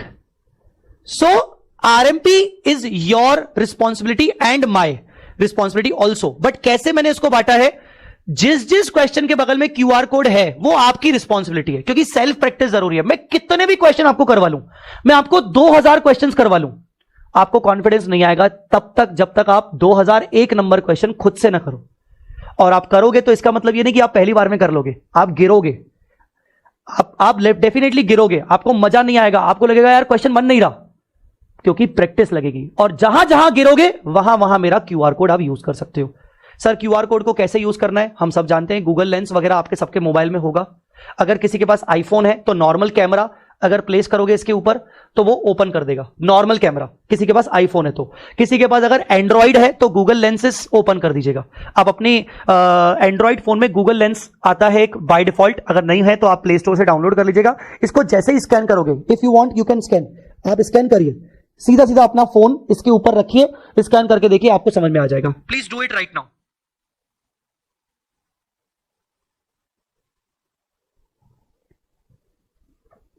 ये मैंने स्कैनर ओपन किया और ये मैंने स्कैन किया, ओपन किया और ये वीडियो सामने आ गया, ये वाला, ये ठीक है 5401। तो ये आपके सामने क्वेश्चन किया क्या? मनीष कह रहा है हो रहा है स्कैन। बाकी बच्चे मुझे बताओ स्कैन किया कि नहीं किया? एंड्रॉइड वालों के लिए गूगल लेंस, आईफोन वालों के लिए नॉर्मल कैमरा, ठीक है। और the best part of this QR code YouTube पे डाला हुआ है, वो यूट्यूब पे आपको ऐसे सर्च करने से नहीं मिलेगा, स्कैन करोगे तो ही मिलेगा। The best part is unlimited access. Exam time में अगर उस क्वेश्चन में अटक गए तो कहां से मजे लाओगे? क्लासेस तो वैलिडिटी खत्म हो चुकी है, तो ये आपको काम आएगा, ये आपको काम आएगा उस टाइम पे। सो याद रखिएगा, आपको इसका इफेक्टिव यूटिलाइजेशन करना है, फालतू का यूटिलाइजेशन नहीं, इफेक्टिव यूटिलाइजेशन करना है। पहले खुद क्वेश्चन खुद से ट्राई करना है, अगर मैंने आपको प्रैक्टिस के लिए दिया है, फिर अगर नहीं बनता तो आप उसको क्यूआर कोड करेंगे। आई होप आपको ये क्यूआर कोड क्वेश्चन बैंक समझ में आ गई होगी। मैं तो वेट कर रहा हूं आपके कमेंट्स का कि आपको ये कॉन्सेप्ट कैसा लगा, मुझे जरूर बताओ। और अभी की अभी बताओ, बहुत मेहनत की है यार मैंने और मेरी टीम ने लिटरली बहुत मेहनत की है इसके पीछे। शानदार, बहुत बढ़िया, ठीक, जोरदार, बेस्ट कंसेप्ट, ठीक है, ग्रेट। चलो ये देखो, मेहनत की है तो यार थोड़ा सुनना भी जरूरी है कि हाँ यार थोड़ा मिले तो सही मोटिवेशन की, हाँ यार और मेहनत करूं। कोई मोटिवेशन ही नहीं देगा तो फिर मैं मेहनत कैसे करूंगा आगे? तो अच्छा, एक और चीज, बहुत सारे बच्चे यहां पर कट्टरवादी टाइप के होंगे, कट्टरवादी बच्चे होंगे, और ये सर आपने सारे क्वेश्चंस के अंदर क्यूआर कोड नहीं दिया है। अरे बेटा जी, मैं उन्हीं क्वेश्चंस के अंदर क्यूआर कोड जो है वो बहुत एग्जाम ओरिएंटेड क्वेश्चंस हैं, जो बहुत ही छुटपुटी क्वेश्चंस हैं, बेसिक वाले, उसमें आपको क्यूआर कोड शायद ना मिले क्योंकि वहां जरूरत शायद नहीं होगी। बट जो एग्जाम ओरिएंटेड क्वेश्चन है, एग्जाम टाइम में हम जो करके जाएंगे, उसमें आपको क्यूआर कोड मेरा विश्वास है मिलेगा। और अगर आपको नहीं मिला तो वो आपका भाई आपको करवाएगा, वो मैं करवाऊंगा, वो मेरी रिस्पॉन्सिबिलिटी होगी। And this is the reason why I am saying this is the ICI module batch. मतलब आईसीआई मॉड्यूल करवाने की जिम्मेदारी मेरी। एक्स्ट्रा कम से कम ये क्यूआर कोड के अगर नंबर ऑफ आवर्स निकालूंगा तो कम से कम अपना ये 100 से 120 आवर्स निकलेंगे, जो कि आपको सेल्फ प्रैक्टिस में काम आएगा। ये आपको खुद से काम आएगा. This is excellent and efforts are well seen in the book's QR code concept. Very good. Even मतलब not only the QR code, आपको आगे इसका इंपॉर्टेंस आपको यहां समझ में आएगा जब आप ये पर्टिकुलर चैप्टर जब रिवाइज करोगे ना, तो आप कैटेगरी वाइज आपको मजा आएगा कि हाँ यार ये कैटेगरी के क्वेश्चन कर लेते हैं. एनीवेज, सो ये किताब मिलेगी. तीसरी किताब जो हमारे क्लास में ही हमें लगेगी, that is eagle view chart book. Eagle view chart book looks like this. हर चैप्टर, हर इंडेस को चार्ट्स के फॉर्म में कवर किया गया है. इंटर में भी मेरी ऐसे एएस की चार्ट बुक आती थी. जो बच्चे इंटर मुझसे यहाँ पे जो बैठे होंगे, पढ़े होंगे, कौन कौन से बच्चे मेरे से इंटर पढ़ चुके हैं, मेरे इंटर के यूट्यूब क्लासेस वगैरह कुछ ना कुछ किसी न तरीके से हेल्प ले चुके हैं, प्लीज मुझे चार्ट पे बताओ. तो ये सारे कॉन्सेप्ट्स आपको ये चार्ट बुक के फॉर्म में मिलेंगे. सैंडी, साहिल, कृपाली, प्रियंका, मिताली, मोहित, अच्छा मनीष, चार्ट बुक हेल्प की थी, सुदीप, मितांशी, किरण, हितेन, अच्छा, ठीक. तो ये चार्ट बुक आपको मिलेगी. सर ये चार्ट बुक क्या हमें खुद को पढ़नी है? नहीं, खुद को तो बाद में पढ़नी है. हम इसका क्यूमुलेटिव रिवीजन क्लासेस के अंदर करेंगे, क्यूमुलेटिव रिवीजन करेंगे क्लासेस के अंदर. तो ये चार्ट बुक आपको मिलेगी. अब सर ये बताओ, आपने बोल तो दिया कि ये सब किताबें मिलेंगी, सर कब मिलेंगी? ये इंपॉर्टेंट है. लाइव वाले बच्चों को बता दूं कि इसका फर्स्ट शिपमेंट, ये वीडियो, ये जो मैं बात बोल रहा हूं, ये रेलेवेंट सिर्फ आने वाले कुछ दिन के लिए है. अगर ये वीडियो यूट्यूब पे जब जाएगा और बच्चे इसको डेमो की तरह देखेंगे, तो प्लीज कृपया करके इस वाली बात को ध्यान मत दीजिएगा, क्योंकि अभी फिलहाल जब ये बैच शुरू हुआ है तो बुक्स पार्शियल शिपमेंट के पार्ट में मिलेंगी, क्योंकि नया सिलेबस, कुछ हल्के फुल्के बदलाव. तो मेरा वॉल्यूम 1 तैयार हो रहा है. तो फर्स्ट शिपमेंट मैं आपको वॉल्यूम 1 ऑफ कॉन्सेप्ट बुक और volume 1 of QR code question bank, ये दो चीजें मिलेंगी. अगर पॉसिबल हो पाए तो चार्ट बुक भी दे दूंगा, अगर पॉसिबल नहीं हो पाए तो चार्ट बुक शायद ना दूं. मैं चार्ट बुक का हो सकता है सेकंड शिपमेंट में दूं. तो फर्स्ट शिपमेंट में आपको ये दो का वॉल्यूम 1 मिलेगा. बाकी वॉल्यूम कंसेप्ट बुक में मोटा मोटी 2 वॉल्यूम होने वाले हैं. अगर ज्यादा कुछ हुआ तो वॉल्यूम 3 बहुत पतला होगा, नहीं तो दो वॉल्यूम, और क्यूआर कोड में भी 2 ही वॉल्यूम है. तो सेकंड वॉल्यूम बाद में आएगा, और वो बाद में आएगा तो उसके चैप्टर्स भी हम बाद में कवर करेंगे. और eagle view chart book depend करता है मेरे ऊपर कि कितना तैयारी हो पाएगी, उसके हिसाब से मैं आपको दे दूंगा फर्स्ट वॉल्यूम के साथ, नहीं तो सेकंड वॉल्यूम के साथ. तो ये आपको फर्स्ट शिपमेंट में मिलेगा, कुछ ही दिन में मिल जाएगा, डोंट वरी. जब तक नहीं मिलेगा तब तक मैं आपको पीडीएफ वगैरह प्रोवाइड कर दूंगा कंसेप्ट बुक के. आज की क्लास होने के बाद मैं आपको पीडीएफ शेयर कर दूंगा कंसेप्ट बुक के वॉल्यूम 1 के कुछ इंपॉर्टेंट चैप्टर्स के पीडीएफ जो मैं शुरू में करवाने वाला हूं, और क्वेश्चन बैंक के भी. ठीक है, आईसीआई का स्टडी मॉड्यूल, प्लीज आपसे रिक्वेस्ट कर रहा हूं, अपना फाइनल का रजिस्ट्रेशन करवा लीजिए. आप वेट मत करिए कि 6 महीने बाद, 1 साल बाद करवाएंगे. रजिस्ट्रेशन करवा दीजिए, नई किताबें बुलवा लीजिए, नहीं तो अननेसेसरी आपका प्रिंटिंग कॉस्ट लगेगा. ठीक है, 4 मॉड्यूल का प्रिंटिंग कॉस्ट आपका जाएगा लगभग 1000 रुपए. ठीक है, तो क्यों आप 1000 रुपए एक्स्ट्रा खर्च कर रहे हो? अगर खर्च करने हैं, आपको रजिस्ट्रेशन बाद में ही करवाना है, तो 1000 रुपए खर्च करके आप प्रिंटिंग करवा लो. और अगर नहीं तो आप आईसीआई का मॉड्यूल प्लीज कृपया करके बुलवा लो. ठीक है, तो ये आपको बुक्स के फॉर्म में रहेगा. हमारी पढ़ाई कैसे होगी? जैसे ये मॉड्यूल है आईसीआई का, ये आईसीआई का न्यू सिलेबस का मॉड्यूल है. अब हमारे जो कॉन्सेप्ट डिस्कस होंगे, जैसे इंट्रोडक्शन हुआ, मैंने कई जगह पर येलो मार्किंग करके रखी है. मैं पहले से ही येलो मार्किंग करके रखूंगा, ताकि क्लास में आने से पहले मेरी तैयारी हो चुकी होगी. अगर मार्किंग नहीं होगी तो मैं क्लास में मार्किंग करवाऊंगा, वो येलो आपको भी मॉड्यूल के अंदर हाईलाइटर करना है. यही रीजन है कि मैं आपको बोल रहा हूं कि प्लीज मॉड्यूल ले लीजिएगा, क्योंकि ये हाईलाइटिंग आपको बहुत काम आएगी. येलो हाईलाइटर आपको बहुत काम आएगी. मॉड्यूल से पढ़ने के 2 रीजन. पहला, आपका पर्सनल सेटिस्फेक्शन. क्यों सर? मॉड्यूल कवर हो गया. भाई कुछ भी बोल दो, स्टूडेंट के लिए ना आईसीआई मॉड्यूल एक बाइबल की तरह है, गीता की तरह है, कि भाई ये हो गया मतलब सब हो गया. तो एक पर्सनल सेटिस्फेक्शन देने के लिए कि हाँ यार आपका सेटिस्फेक्शन मिल गया. दूसरा, इन डेप्थ नॉलेज चाहिए, तो और एमसीक्यूज आने वाले हैं, तो एमसीक्यूज तो कहीं से भी आ सकते हैं, तो इसीलिए थोड़ा मॉड्यूल से पढ़ने से थोड़ा हेल्प होगा अपने को. तो इसका मतलब ये नहीं कि कॉन्सेप्ट बुक पढ़ने से हेल्प नहीं होगा, कॉन्सेप्ट बुक में भी सब कुछ कवर है, पर उसको सिंप्लीफाइड लैंग्वेज में कवर है. तो सारे कॉन्सेप्ट्स जैसे जैसे आते जाएंगे उसको मैं मॉड्यूल के सीक्वेंस में लूंगा, और एट द सेम टाइम अपनी कॉन्सेप्ट बुक साथ साथ में रेफर करूंगा कि देखो बेटा आईसीआई मॉड्यूल में ये वाला पैराग्राफ था, इतना बड़ा है, उसको मैंने समझाया, अब आ जाओ कॉन्सेप्ट बुक में. कॉन्सेप्ट बुक से मैं तुम्हें सिंप्लीफाइड करके समझाता हूं. तो मैं ये दोनों किताबें साथ साथ लेते चलूंगा. आईसीआई मॉड्यूल कॉन्सेप्ट बुक साथ साथ लेते चलूंगा. ठीक है, कुछ नहीं है बेटा, आईसीआई मॉड्यूल करना जरूरी है, ये पर्सनल सेटिस्फेक्शन के लिए आपके लिए जरूरी है, इसलिए करवा रहा हूं. फिर जब इसके क्वेश्चंस आएंगे तो क्वेश्चन अपन आईसीआई मॉड्यूल से करेंगे, फिर आरएमपी को क्वेश्चन सेल्फ प्रैक्टिस के लिए, जैसा मैंने आपको बताया कि हमारा वो क्यूआर कोड और वो कैसे चलने वाला है, ठीक है।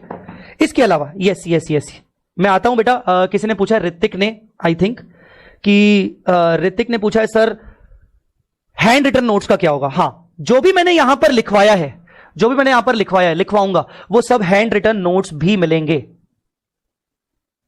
Hand written notes, class notes वो मिलेंगे। कैसे मिलेंगे? सिंपल है, जैसे ही क्लास हो जाएगी मैं यहां से उसको एक्सपोर्ट मारूंगा, ये देखो एक्सपोर्ट टू ऑल, और एक्सपोर्ट मारूंगा सीधा आपके क्या बोलते हैं ग्रुप में चला जाएगा, टेलीग्राम ग्रुप पे चला जाएगा।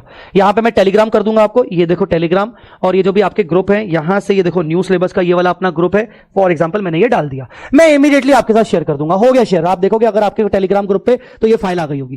तो हैंड रिटन नोट्स में इमीडिएटली आपके साथ शेयर करता रहूंगा, और इसके अलावा आपके लॉगिन के अंदर, वी स्मार्ट स्टूडेंट लॉगिन में भी आपको हैंड रिटन नोट्स बाकायदा सीक्वेंस वाइज दिखेंगे। कैसे दिखेंगे? इस तरीके से, वो मैं आपको अपने लास्ट बैच को दिखा के बता सकता हूं। अरे आए कि नहीं? टेलीग्राम ग्रुप पे चेक करो आया कि नहीं।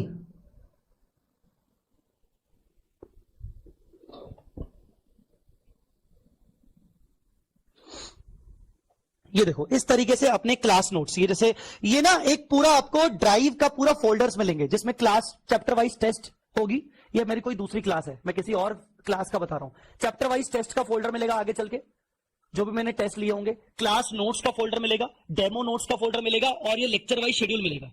Lecture wise schedule, lecture wise schedule के अंदर मैंने हर लेक्चर के अंदर, ये देखो हर लेक्चर के अंदर कौन कौन सा लेक्चर कितने कितने ड्यूरेशन का है, कितने कितने मिनट्स का है, कौन सा चैप्टर कितने कितने लेक्चर्स का है, वो पूरा शेड्यूल चलेगा। और उस शेड्यूल के बगल में आपको मिलेंगे रिवीजन लेक्चर्स। इस तरीके से ये रिवीजन लेक्चर्स मिलेंगे आपको, कि भाई मेन लेक्चर तो कर लिया, एग्जाम टाइम में उसके रिवीजन लेक्चर्स आपको मिलेंगे ये सब। और रिवीजन लेक्चर्स के अलावा आपको इंपॉर्टेंट लिंक्स मिलेंगी, जैसे सुपर 40 क्वेश्चंस मैंने निकाल के रखे हैं, आगे चल के मैं सुपर 40 बदलता रहूंगा समय समय पर। एफआर एग्जामिनेशन सीरीज मैंने इंग्लिश में कुछ लेक्चर्स लिए थे, फाइनेंशियल इंस्ट्रूमेंट के रिवीजन लेक्चर्स हो गए, हिंदी इंग्लिश पे ऐसे कुछ वीडियोस आपको मिलते रहेंगे। तो ये लेक्चर वाइज शेड्यूल आपके लिए बहुत इंपॉर्टेंट रहने वाला है, क्योंकि ये रिवीजन वगैरह सब इसमें आपको अटैच मिलेगा, सब कुछ अटैच मिलेगा, ठीक है। मैंने ये आगे डाले नहीं है, मैं इसके अंदर डालने वाला हूं। तो इन दिस वे आपको ये लेक्चर वाइज शेड्यूल मिलेगा। तो क्लास नोट्स पे चलते हैं। क्लास नोट्स के फोल्डर के अंदर ये सारे फोल्डर देख लो ध्यान से, ये हाँ ये देख लो ऐसे, भाई इंट्रो पहला, फिर इंडेस 1 के नोट्स, इंडेस 16 के नोट्स, इंडेस 40 के नोट्स, इंडेस 2 के नोट्स, पूरे कंप्लीट, चैप्टर कंप्लीट हुआ फोल्डर के अंदर डल जाएंगे। इस तरीके से आपको क्लास नोट्स मिलेंगे, ठीक है। मतलब अगर कोई कुछ लिखना भूल गए तुम लोग तो उसके हिसाब से तुम लिख सकते हो। तो हैंड रिटन नोट्स मिलेंगे। फर्स्ट शिपमेंट बता दिया, हमारी पढ़ाई कैसे होगी वो सब बता दिया, ठीक है। अब आते हैं सर, अब किस पे आता है? अब आते हैं आईसीआई मॉड्यूल। सामने देखिए, आईसीआई का जो मॉड्यूल है, study module, ICAI study module, ये शीट में अभी आपको अभी के अभी दे देता हूं। ये लीजिए, टेलीग्राम पे तो डाल ही देता हूं, और मैं ये वो ड्राइव में भी डाल दूंगा। ये आप आराम से बाद में अच्छे से देख लेना, अभी मैं आपको सिर्फ टेलीग्राम पे दे देता हूं। कहां गया? ये रहा। ये आईसीआई मॉड्यूल में उन्होंने कितने कितने क्वेश्चंस दिए हैं। मॉड्यूल 1 के अंदर पूरा उसी के हिसाब से सीक्वेंस है, रिमार्क्स, क्या क्या चेंजेस हुए हैं, न्यू सिलेबस, ओल्ड सिलेबस, क्या क्या चेंजेस हुए हैं, सब कुछ डाल दिया मैंने इधर। ध्यान से अगर देखोगे कि पहला चैप्टर इंट्रोडक्शन टू इंडेस, नया टॉपिक ही ऐड कर दिया। ये पहले इंट्रोडक्शन टू इंडेस नहीं हुआ करता था, फिर भी इंट्रोडक्शन टू इंडेस हम पढ़ाते थे। दूसरे चैप्टर में no change in illustrations and TYK. TYK मतलब टेस्ट योर नॉलेज, आप शायद इंटर के बेसिस पर अगर आपको पता हो, test your knowledge. No change, 2 question add किए हैं, 1 डिलीट किया, 1 क्वेश्चन ऐड किया, नो चेंज, 1 एडेड, 1 एग्जाम्पल, ऐसे ऐसे ऐसे। तो पूरी समरी मैंने यहां पर बनाई है, पूरी समरी कि ओल्ड सिलेबस से कंपैरेटिवली क्या क्या ऐड लेस हुआ है। इसके अलावा इंस्टीट्यूट के मॉड्यूल में हर चैप्टर में कितने एग्जाम्पल्स हैं, और टोटल इंस्टीट्यूट के मॉड्यूल में कितने एग्जाम्पल्स हैं, 402 एग्जाम्पल्स हैं पूरे मॉड्यूल के अंदर, ठीक है।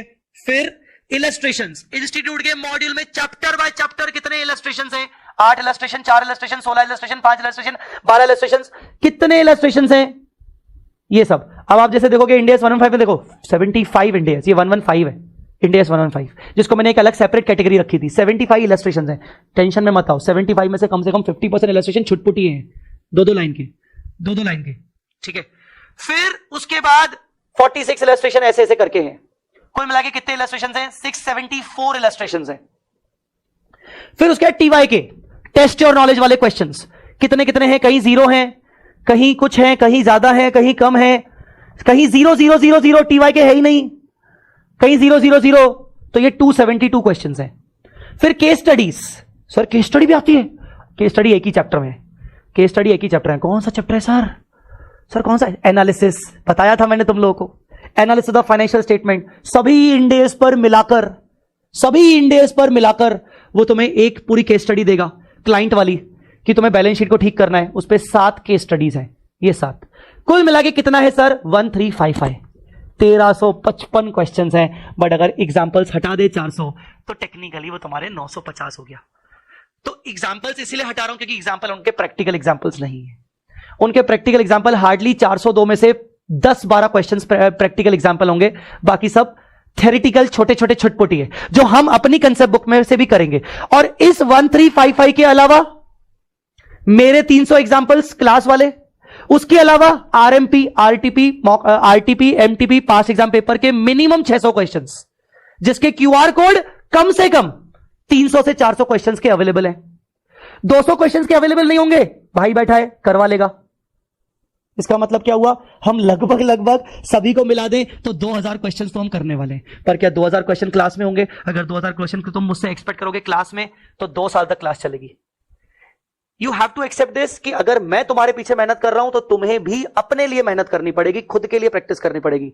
यहां पर कौन कौन सा बच्चा है जो खुद प्रैक्टिस करने के लिए रेडी है? जल्दी बोलो हाँ या ना। और चैट में नहीं, अपना ऑडियो यूज करो। Yes, sir. Yes, sir. Yes, sir. Yes, sir. All right. Yes, sir. Great, बहुत बढ़िया। सो आपको मेहनत करनी है, कुछ भी हो जाए आपको मेहनत करनी है। मैं आपके पीछे मेहनत करूंगा तो आपको भी मेहनत करनी है। सब कुछ करवाऊंगा, जितना हो सकेगा मैक्सिमम से मैक्सिमम करवाऊंगा। संडे टेस्ट सीरीज भी लेंगे, जूम पे डाउट सेशंस भी लेंगे। चलो, तो ये शीट मैंने आपको प्रोवाइड कर दी है, आप अपने दोस्तों के साथ भी इसको रेफर कर सकते हो चाहो तो, ठीक है। अच्छा, दूसरा ये हो गया अपना क्वेश्चंस के बारे में अपन सब हो गया है। मोटा मोटी यहां तक अपनी बातें हो चुकी हैं। चलिए अब आइए, बस बहुत हो गया सर, अब सर कुछ पढ़ा दो सर। यस, अब हम करेंगे कुछ पढ़ाई की बातें, क्योंकि जितनी बातें मुझे करनी थी और अगर कुछ करनी होंगी तो मैं आगे चल के करूंगा। संडे टेस्ट सीरीज में आपको ऑलरेडी बता चुका हूं। संडे टेस्ट सीरीज अपनी अपकमिंग 2 संडेज तक शायद ना रहे, क्योंकि कुछ हो तो सही, कुछ कंटेंट तो अपन बनाए। तीसरे संडे से अपनी संडे टेस्ट सीरीज रहेगी।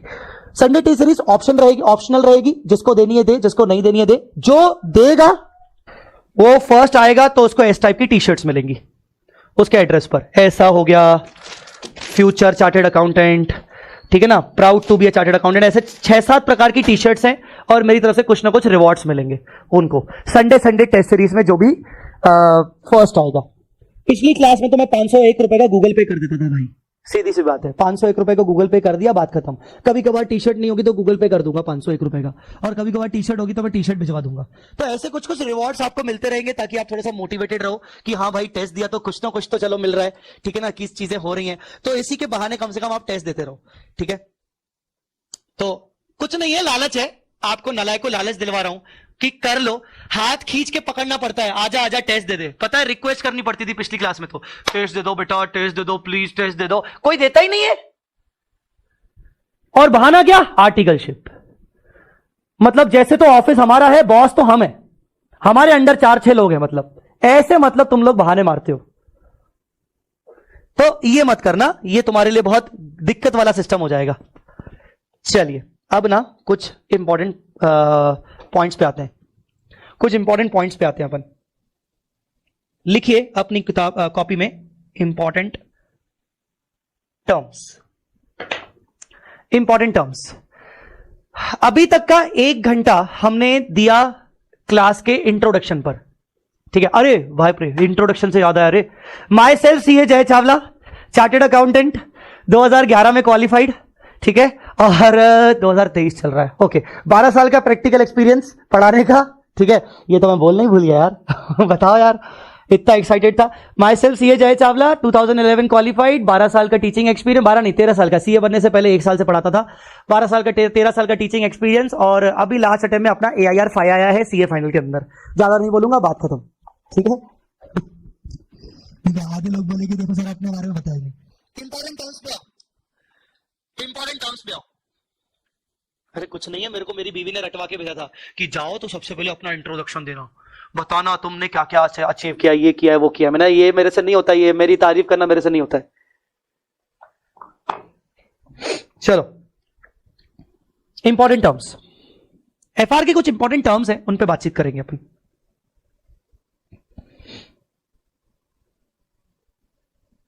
आइए, पहला टर्म लिखिए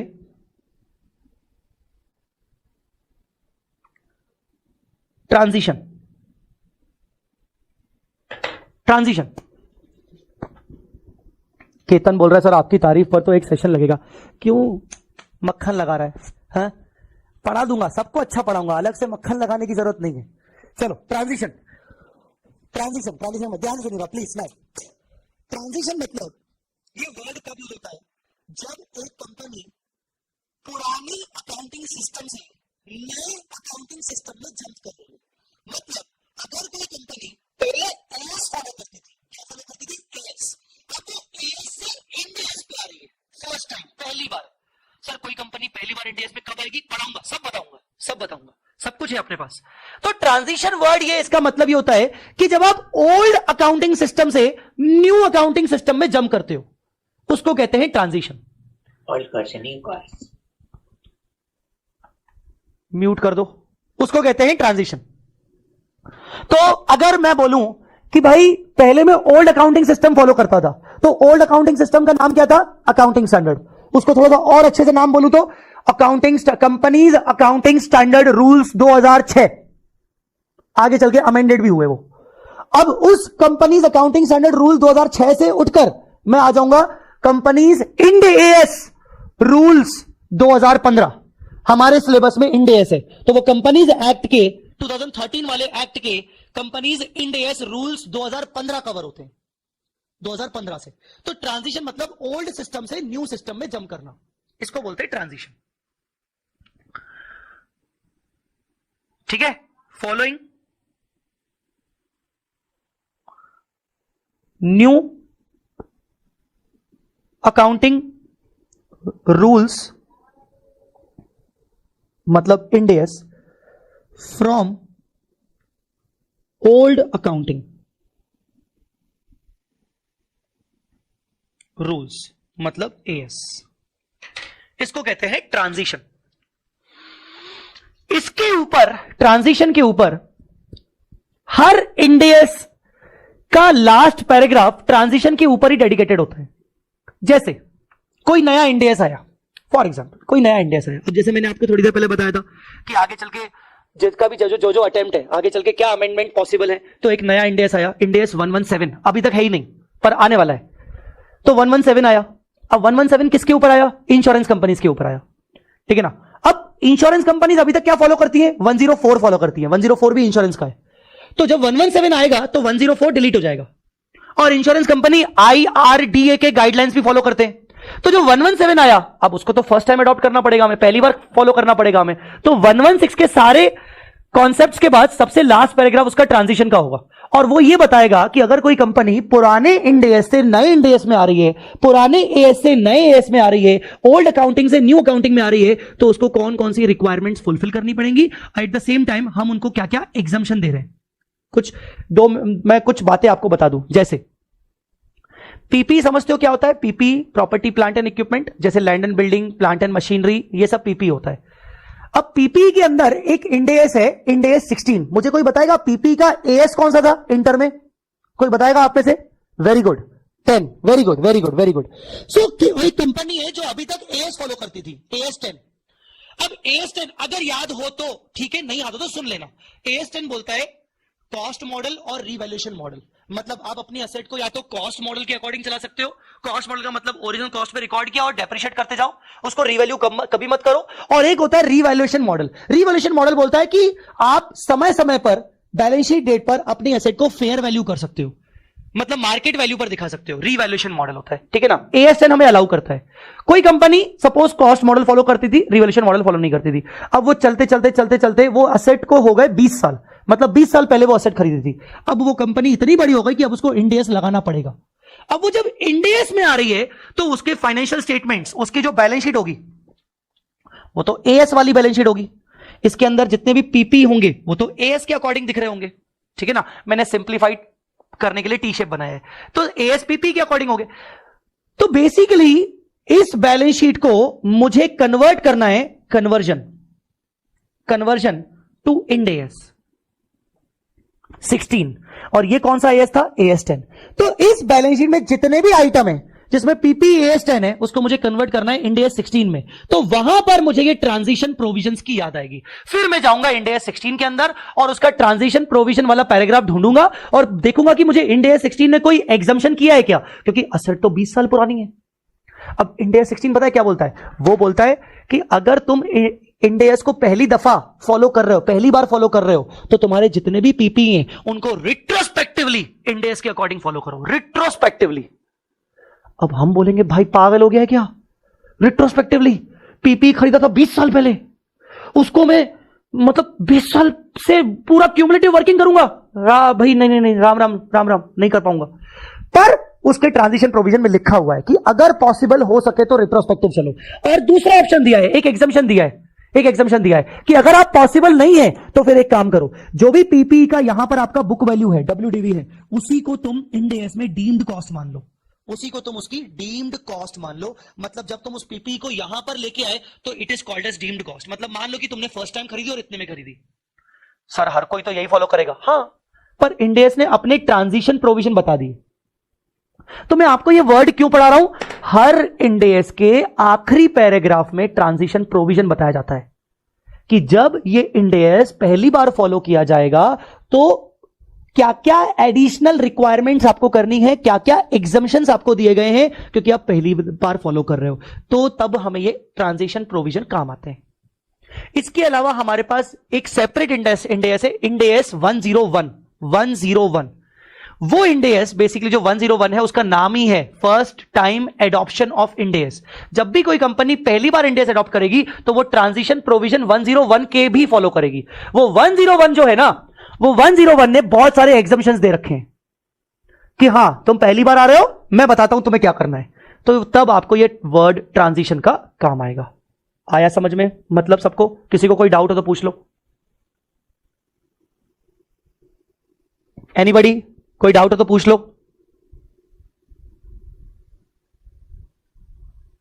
alright,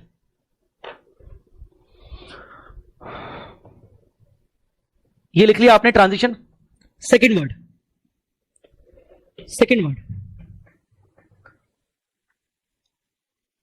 other comprehensive income, OCI। किसी बच्चे ने ये नाम सुना है? किसी बच्चे ने ये नाम सुना है क्या?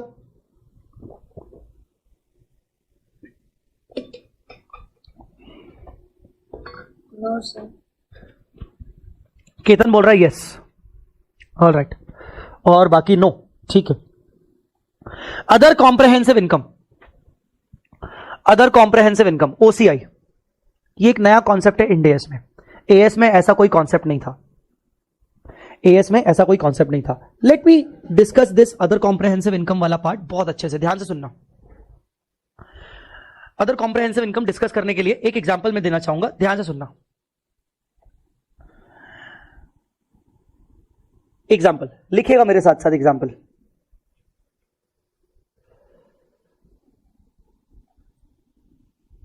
पीपी WDV को बेटा CA बोलते हैं, कैरिंग अमाउंट। WDV को कैरिंग अमाउंट बोलते हैं। पीपी WDV 1 लाख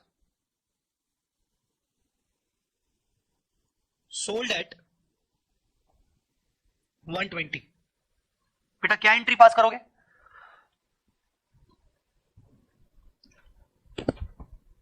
थोड़ा फास्ट, क्या एंट्री पास करोगे?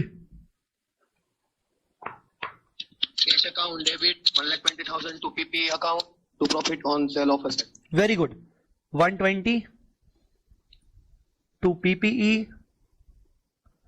1 लाख 2. क्या बोला भाई? To profit on sale of PP. Neeraj ने बोला टू प्रॉफिट मतलब टू गेन 20. अच्छा जी, बाकी सभी लोग बताएंगे. जल्दी मुझे बताओ, ये गेन को मैं कहां डालूं? ये गेन कहां जाएगा? Profit and loss. Very good, Loss other income, sir. Very good. Transfer to P&L account other income. बहुत सही, बहुत सही. Transfer to P&L account. Gain हुआ P&L में डाल दो, बात खत्म. ठीक है सर, डाल दिया. चलो P&L अकाउंट, ये स्टेटमेंट आया. P&L अकाउंट के अंदर आता है रेवेन्यू, तो यहां आता है एक अदर इनकम. अदर इनकम में ये गेन दिखेगा 20,000. M I right? जैसे ये अदर इनकम में गेन दिखेगा तो उसके कारण आपका जो नेट प्रॉफिट आएगा वो नेट प्रॉफिट 20,000 से बढ़ जाएगा because of this gain.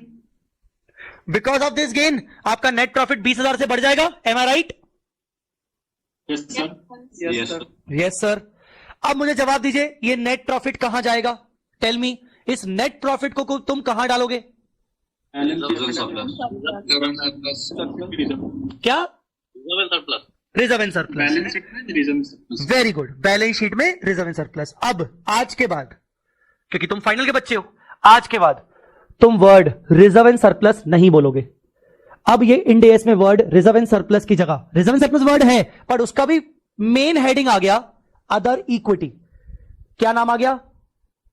Other equity. Other equity. मतलब मैं ये कहना चाहता हूं कि जब हम बैलेंस शीट बनाते हैं इंड एस के अकॉर्डिंग, तो यहां आता है शेयर कैपिटल, और ठीक है, और दूसरा आता है आपका अदर इक्विटी. यहां ये वर्ड आता है अदर इक्विटी. अदर इक्विटी के अंदर कई सारे रिजर्व्स आते हैं. जनरल रिजर्व, P&L, उसके बाद आपका CRR, DRR, कैपिटल रिजर्व वगैरह वगैरह. तो उसका नाम है अदर इक्विटी. अदर इक्विटी नाम है. तो बच्चे वापस से बताओ, ये नेट प्रॉफिट कहां जाएगा? Other equity. Very good. तो ये नेट प्रॉफिट ब्रैकेट में लिख देते हैं transfer to other equity. Transfer to. Sir other equity एक बार दिखा सकते हो? अरे जरूरी है भैया, अदर इक्विटी नहीं दिखाए तो मजा नहीं आएगा. ऐसे थोड़ा सा इमेजिनेशन जरूरी है. तो सर अदर इक्विटी दिखाओ सर. चलो अदर इक्विटी को ना मैं आपको अपने कॉन्सेप्ट बुक से पहले दिखा देता हूं, फिर मॉड्यूल से भी दिखा दूंगा, don't worry. Other equity sir कहां है? ये देखो. देखो क्या होता है जब अपनी बैलेंस शीट बनती है ना, तो ये देखिए, ये इस तरीके से आता है इक्विटी शेयर कैपिटल और अदर इक्विटी. ठीक है ना, ये होता है अदर इक्विटी. फिर सर अदर इक्विटी का जो वो होता है उसका बताइए, अदर इक्विटी का क्या आता है? ये देखो, ये अदर इक्विटी का पूरा फॉर्मेट है शेड्यूल 3 के अकॉर्डिंग. अदर इक्विटी में सर क्या क्या आता है? Share application, money pending allotment other equity में आता है. Equity component of compound financial instrument, ये नहीं समझेगा अभी इतना जल्दी, बस मान लो. रिजर्व एंड सरप्लस, मैंने बोला ना रिजर्व एंड सरप्लस का भी मेन हेडिंग आ गया अदर इक्विटी. तो reserve and surplus is shown under other equity. उसके अंदर CR मतलब capital reserve, SP security premium, retained earning, other separately, ये सब आते हैं इसके अंदर, ये सब आते हैं इसके अंदर. फिर उसके बाद बहुत सारे अदर आइटम आते हैं. ये देखो OCI वर्ड दिख रहा है, OCI जिसका मैं मीनिंग अभी समझाने वाला हूं तुम लोगों को. ठीक है, एक्सचेंज डिफरेंस, तुमने ये इंटर में पढ़ा होगा, एक्सचेंज डिफरेंस AS11 के अंदर आई थिंक पढ़ा होगा. FCTR करके वर्ड सुना होगा कभी AS11 के अंदर? किस किसने सुना है FCTR full form? Currency translation reserve. Very good. Foreign currency translation reserve. Revaluation surplus, याद करो रीवैल्यूएशन AS10, रीवैल्यूएशन सरप्लस, ये सब. Money received against share capital. तो बेसिकली ये जो फॉर्मेट है ना, इसको अदर इक्विटी कहते हैं. तो इंड एस कहता है कि भाई बैलेंस शीट में ना कचरा मत करो, बैलेंस शीट में कीचड़ मत बनाओ, भीड़ भाड़ मत करो, बस 2 ही आइटम लिखो, एक कैपिटल है और कैपिटल के अलावा है. जो कैपिटल के अलावा है उसको सबको इकट्ठा एक ही स्टेटमेंट में डालो, तो वो हो गया अदर इक्विटी. तो ये नेट प्रॉफिट कहां जाएगा? Other equity. Sir other equity में कहां जाएगा? Retained earning. अदर इक्विटी में कहां जाएगा? रिटेन्ड अर्निंग में. अरे मेरी बात समझ में आएगी नहीं? Yes, sir. चलो सर, आप तो OCI समझा रहे थे, आप हमें ये यहां पर कहां लेके आए? अब सुनना ध्यान से. तुमने असेट बेची तो तुम्हें गेन हुआ तो तुमने उसको P&L में डाला. मुझे एक बात का जवाब दो, इस गेन को मैं क्या बोलूं? रियलाइज्ड गेन की अनरियलाइज्ड गेन? रियलाइज्ड प्रॉफिट की अनरियलाइज्ड प्रॉफिट? रियलाइज. सर क्यों? जवाब क्यों? सेल हो गया, कैश में रिलीज सर क्योंकि वेरी गुड, कैश में रियलाइज हो गया, कैश में बस पैसा मिल गया सर, बात खत्म, रियलाइज्ड। सही बात है, पैसा मिल गया, कैश में रियलाइज हो गया, दैट्स इट, इसलिए रियलाइज प्रॉफिट। और अगर वो रियलाइज प्रॉफिट है तो इंड एस कहता है कि जितने भी आपके दुनिया भर के रियलाइज्ड गेन होते हैं चाहिए। पर अब सुनना, पिक्चर आती है अदर कॉम्प्रहेंसिव इनकम की। इंड एस कहता है कि रियलाइज्ड प्रॉफिट जो हैं उनको तो आप पीएनएल में दिखाओ, पर जो जितने भी अनरियलाइज्ड नेचर के गेन्स हैं, जितने भी अनरियलाइज्ड नेचर के गेन्स हैं, एग्जांपल पे आऊंगा, उनको आप पीएनएल में मत डालो, उनको आप फिलहाल पीएनएल में मत डालो। सर कहां डालें?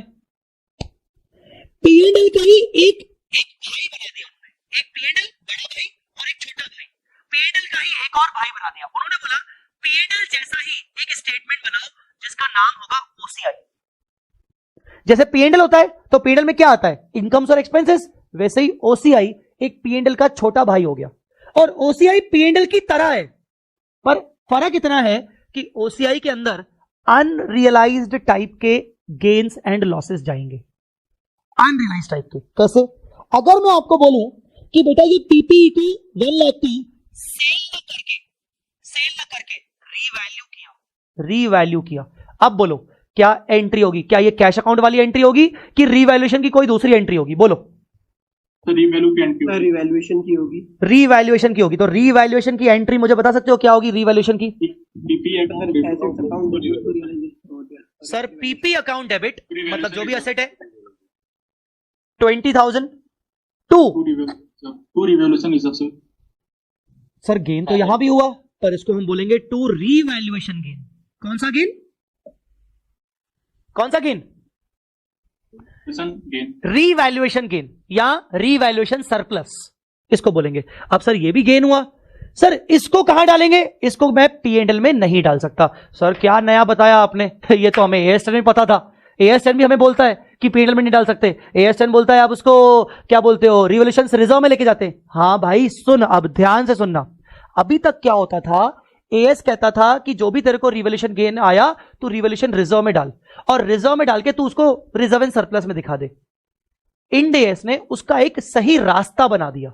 इंड एएस ने बोला कि रुक, जाएगा तो वो अल्टीमेटली तेरे अदर इक्विटी में, इधर in short reserve and surplus में। बट जैसे ये वाला गेन 20,000 पहले तुमने पीएनएल में डाला, फिर वो नेट प्रॉफिट आया, फिर नेट प्रॉफिट को तुमने अदर इक्विटी में डाला, वैसे ही अब ये वाला गेन भी पहले कहीं स्टेटमेंट में डाल, फिर उस स्टेटमेंट में सिर्फ वो तो नहीं आएगा, पूरे साल भर में ऐसे कई सारी चीजें होंगी, उन सबका टोटल कर और उस टोटल को अदर इक्विटी में ले जा। मतलब अभी तक एएस में हम ये पढ़ते थे कि रिवैल्यूएशन सरप्लस डायरेक्टली उठा के फेंक दो बैलेंस शीट में। अब इंड एएस बोलता है नहीं यार फेंको मत, जितने भी तुम्हें अनरियलाइज टाइप के गेन और लॉसेस हो रहे हैं उसको एक स्टेटमेंट में कंबाइन दिखाओ, ताकि यूजर्स को समझ में आए कि हां ड्यूरिंग द ईयर कंपनी के ऐसे कौन कौन से गेन्स हैं जो अनरियलाइज नेचर के, उनकी पूरी समरी बना, और समरी बना के यहां पर लिख रीवैल्यूएशन गेन, फलाना गेन, डिमका लॉस, वॉटएवर जो भी हैं उनका टोटल कर, और ये टोटल इसके ऊपर, टोटल के अलावा टोटल इसके ऊपर टैक्सेशन के कितने इंपैक्ट हैं वो बता। इनकम टैक्स के क्या इंपैक्ट है उस पर? कोई डेफर्ड टैक्सेस तो नहीं बनेंगे, डीटीए डीटीएल तो नहीं बनेंगे। अच्छा 1 सेकंड मैं यहां पर 2 मिनट पॉज ले रहा हूं। कितने बच्चे हैं जिनको डीटीए डीटीएल शब्द पता है बिकॉज ऑफ AS22? कितने बच्चे हैं? या कितने बच्चे नहीं ऐसे हैं जिनको नहीं पता? चलो उल्टा चलता हूं, उल्टा डीटीए डीटीएल के बारे में घंटा कुछ भी नहीं पता, 0। Anybody? DTA DTL, AS22, CA intermediate, anybody? बिल्कुल ओपन बोल दो बेटा, ताकि मैं अपना खुल के फिर मैं उस पर बात करूं, क्योंकि मैं जैसे ही बोलूंगा डीटीए डीटीएल तो ये क्या बोल दिया सर ने, ये क्या बोल दिया। मैं आऊंगा, मैं डीटीए डीटीएल के कंसेप्ट पे आऊंगा। हाँ कोई बोला क्या?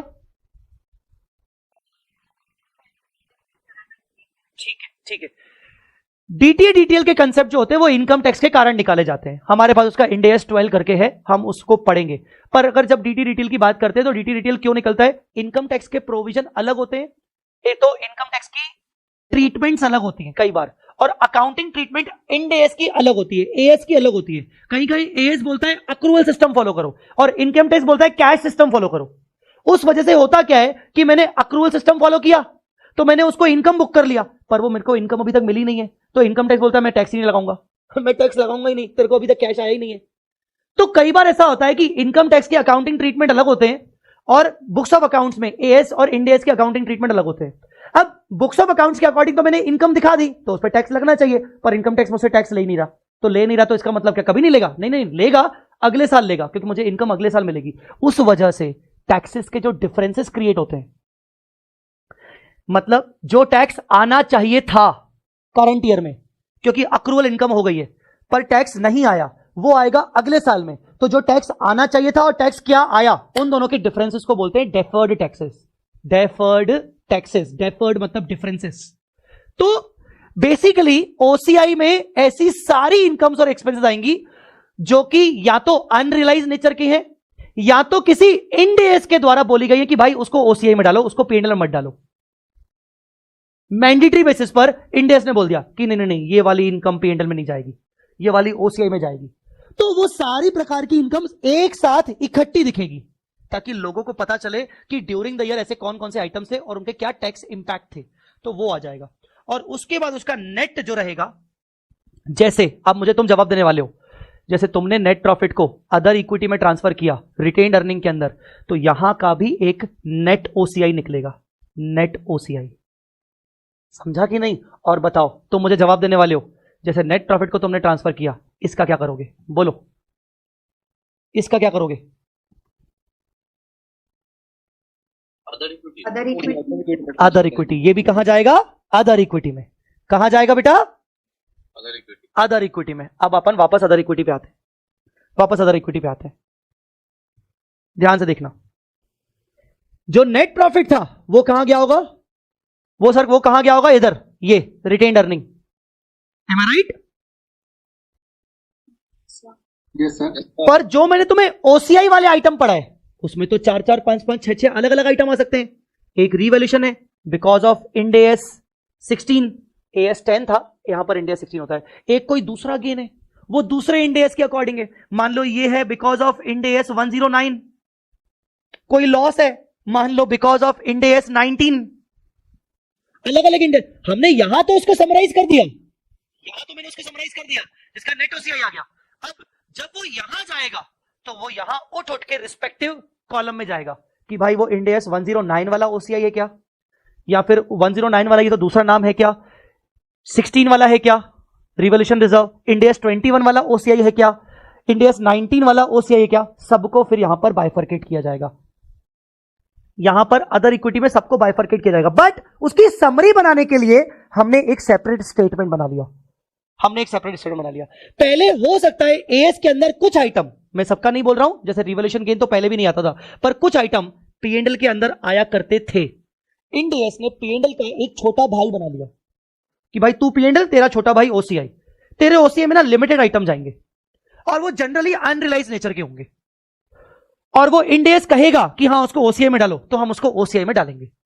तो यहां लोगों को एक समरी दिख जाएगी कि हाँ भैया ओसीआई ऐसा होता है, ओसीआई के अंदर ये सब चीजें आती हैं, और उसकी समरी से लोगों को मालूम पड़ जाएगा कि अच्छा ड्यूरिंग द ईयर ऐसे कौन से आइटम थे जो कि अनरियलाइज नेचर के थे, और उसका डायरेक्ट इंपैक्ट ये नेट ओसीआई जो होगा वो अदर इक्विटी में जाएगा, और अदर इक्विटी में भी जाके फैल जाएगा कि वो किस कॉलम में, वही वो फैल जाएगा, मतलब उसका इंपैक्ट ऐसे जाके फैल जाएगा। कुछ आया समझ में? Tell me. Yes, sir. Sir सबसे फिर टैक्स इम्पैक्ट अलग अलग निकालना पड़ेगा क्या? नहीं, सुनो, इन सबका नेट का टैक्स इंपैक्ट एक ही निकलेगा, और जो वो टैक्स इंपैक्ट निकलेगा वो टैक्सेशन वाले कॉलम में जाएगा, और ये वाले जो होंगे ये वाले ग्रॉस बेसिस पे जाएंगे।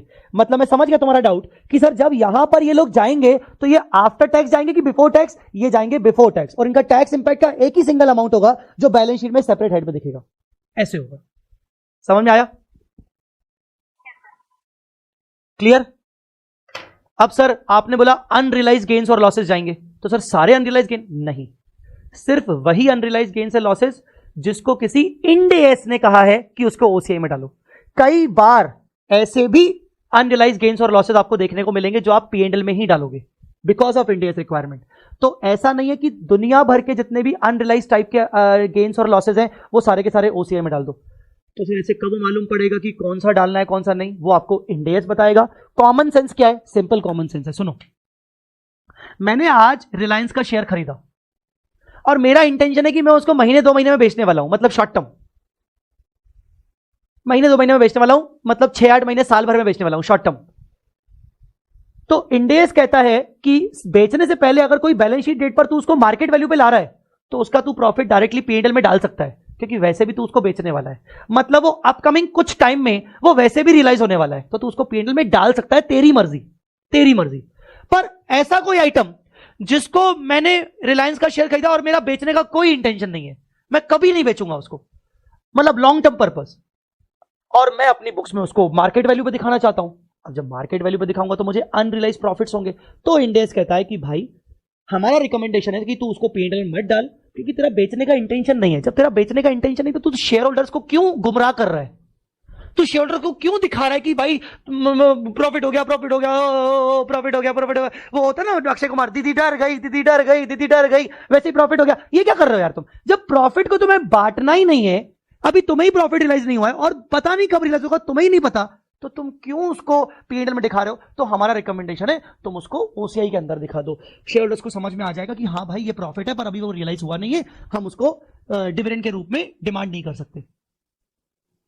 तो इसीलिए सारे प्रकार के अनरियलाइज गेन ओसीआई में जाएंगे क्या? नहीं, सिर्फ कुछ स्पेसिफिक जो कि इंडेस रिक्वायर करेगा। अंडरस्टूड और not? Yes sir. Yes, sir. Sir जो फिर वो फॉर्मेट है वो सारे इंडेक्स कवर करता है ना? हाँ OCI? हाँ हाँ बिल्कुल। सी दिस फॉर्मेट,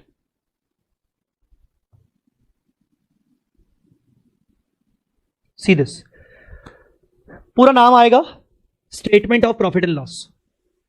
फिर प्रॉफिट एंड लॉस आपका शुरू हो गया बड़ा भाई, ये बड़ा भाई चल रहा है, revenue, other income, expenses, purchase of stock in trade, all these expenses, total expenses, profits before taxes, taxes, profit after taxes.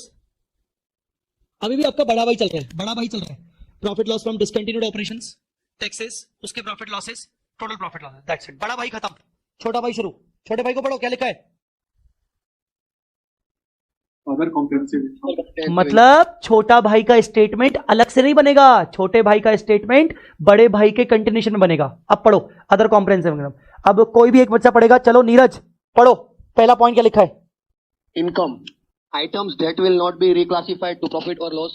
और next Income tax relating to items that will not be reclassified to profit or मतलब loss. आपने यहां पर gains and losses लिखे और उसका tax impact लिखा, income tax. फिर मोहित Shah, Second point, items that will be reclassified to profit and loss. Income tax relating to items that will be reclassified to profit and loss. हमने क्या किया? ये other comprehensive को पीएनएल के continuation में बना दिया और उसको दो कैटेगरी में डिवाइड कर दिया। दो कैटेगरी कौन सी? NRPL, RPL. NRPL not reclassified to PNL, RPL reclassified to PL. Sir ये क्या होता है? ऐसे आइटम्स जो फिलहाल आपने अदर कॉम्प्रिहेंसिव इनकम में डाल दिए, कभी ना कभी रियलाइज हो सकते हैं, ये श्योर है, और वो आपके यहां से उठ के मेन पीएनएल में जाएंगे, मेन पीएनएल में जाएंगे। और दूसरा ये हो गए आरपीएल जो मेन पीएनएल में जाएंगे, और दूसरा एनआरपीएल, ऐसे आइटम जो एक बार अदर कॉम्प्रिहेंसिव इनकम में आ गए पर वो उठ के कभी भी मेन पीएनएल में नहीं जाएंगे, वो हमेशा आपकी अदर इक्विटी में दिखते रहेंगे, अदर इक्विटी के सेपरेट कॉलम में दिखते रहेंगे। कुछ आया समझ में? कुछ आया समझ में? तो इसका कोई एग्जांपल? एग्जांपल इंडेस के अकॉर्डिंग है, जैसे अभी मैंने बोला रीवैल्यूएशन, इसका एग्जांपल सुनो, ध्यान से देखना, ध्यान से देखना। यहां बेटा मैं इस एग्जांपल को वापस रिपीट कर रहा हूं, मुझे बताना 1 लाख की पीपीई कैरिंग अमाउंट तुमने रीवैल्यू की 120 पर, तो तुमने मुझे एंट्री बताई थी PPE account debit 20,000 to revaluation gain, और मैंने ब्रैकेट में कर दिया ओसीआई, मैं उसको ओसीआई के स्टेटमेंट में ले जाऊंगा। ये 20,000 बेटा क्लियर हुआ? अब after some time above PPE sold above PPE sold at, आपने PPE को बेच दिया, sold at 125, आपने PPE को बेच दिया 125 में। मुझे बताओ बुक वैल्यू कितनी दिख रही है आपको? आफ्टर सम टाइम लिखा है मैंने, बुक वैल्यू कितनी दिख रही है? 120। वेरी गुड, वेरी 120 होगी ना बेटा, 1 लाख से आपने 20,000 तो इंक्रीज कर दिया। तो अब मुझे एंट्री बोलो। Count debit 125 to PP PPE, बोलो 120 Yes, sir. 120 और बोलो गेन बोलो। To gain 5,000. ये जो गेन है ये तो डायरेक्ट पीएनएल में जाएगा, ये तो डायरेक्ट पीएनएल में जाएगा, ये तो रियलाइज्ड है, समझे क्या? तो ये गेन RPL होगा मतलब। रुको, नहीं रुको, अभी रुको, ये गेन तो पीएनएल में चला गया, क्लियर है कि नहीं? बोलो हाँ।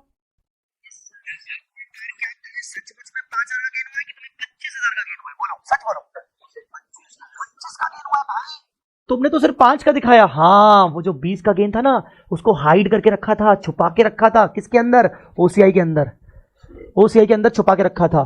तो एक्चुअल में इंड एएस कहता है, नाउ सी, इंड एएस 16 कहता है कि अब जो तुमने गेन 20,000 का तुमने ओसीआई के अंदर छुपा के रखा था ना, 20,000 का जो गेन था वो छुपा के रखा था ना, एक काम करो, उसको पीएनएल में मत ले जाओ, उसको डायरेक्टली तुमने अभी तक ना उसको ओसीआई छुपा के रख रहे थे, अब वो तुम्हारा डायरेक्टली क्या बन गया?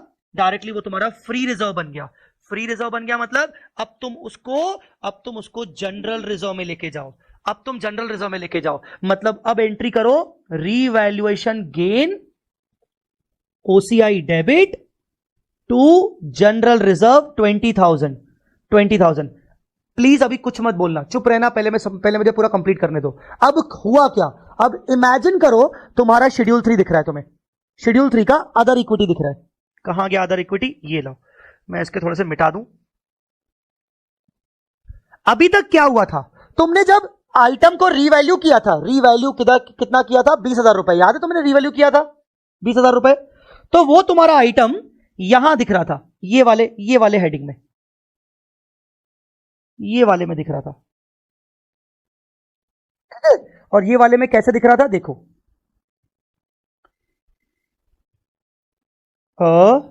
यहां पर टोटल यहां पर दिख रहा था, ये 20,000, यहां दिख रहा था 20,000। अब इंड एएस कहता है कि एक काम करो, तुम इसको 20,000 को पीएनएल में मत डालो, तुम इसको डायरेक्टली जनरल रिजर्व में डालो, क्योंकि अब तुम्हारे ये 20,000 रुपए रियलाइज हो गए, तो तुम इसको रिक्लासिफाई करके पीएनएल में मत डालो।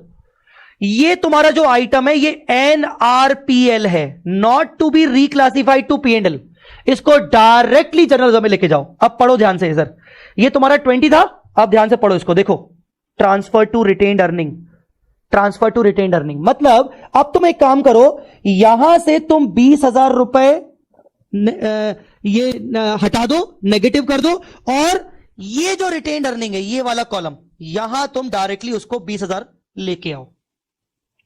मतलब जो चीज तुम्हारी पहले 20,000 पिछले साल तक, लास्ट ईयर तक, ये लास्ट ईयर तक इस कॉलम के अंदर दिखती थी, तो शेयर होल्डर को समझ में आता था कि अच्छा, मतलब ये रियलाइज नहीं हुआ, अब तुमने एसेट बेच दिए, तो तुम उसको बेवजह पीएनएल में मत ले जाओ।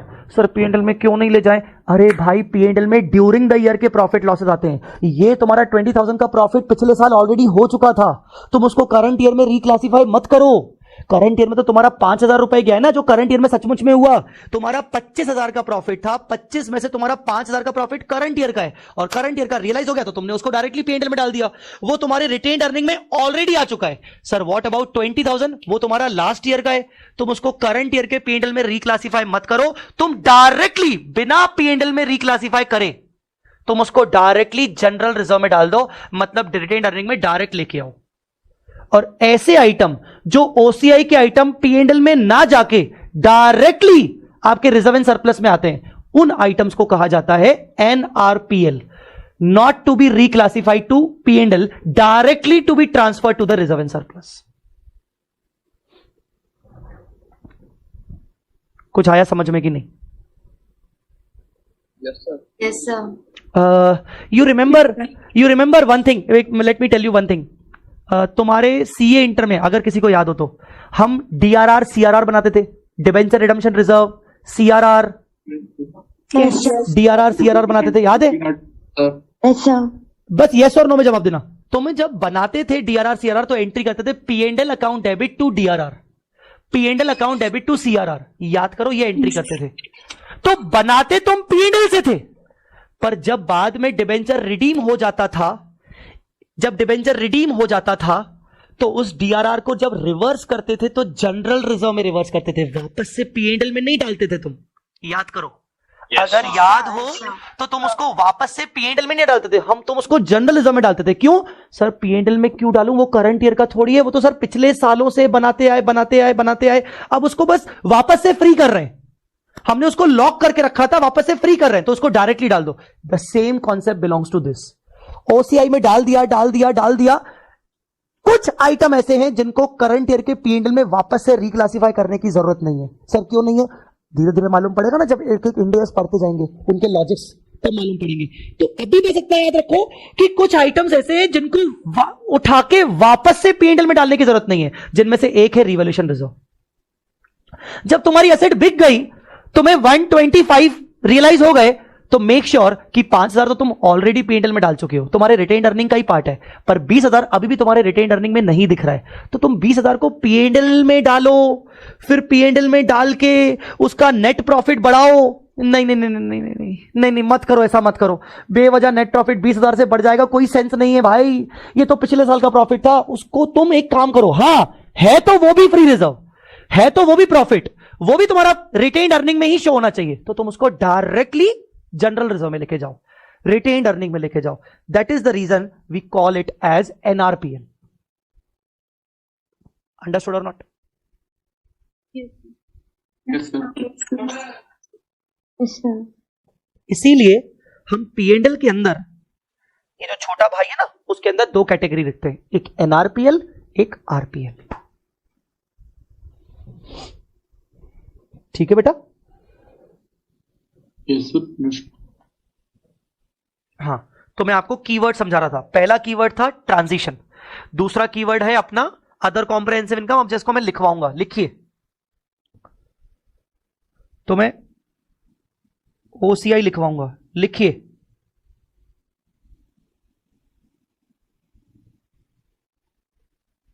Those items of incomes and losses or expenses which are unrealized in nature and are required as per Ind AS to be shown in a separate statement. Those items of incomes and expenses या losses which are unrealized in nature and are required to be shown in a separate statement. Such separate statement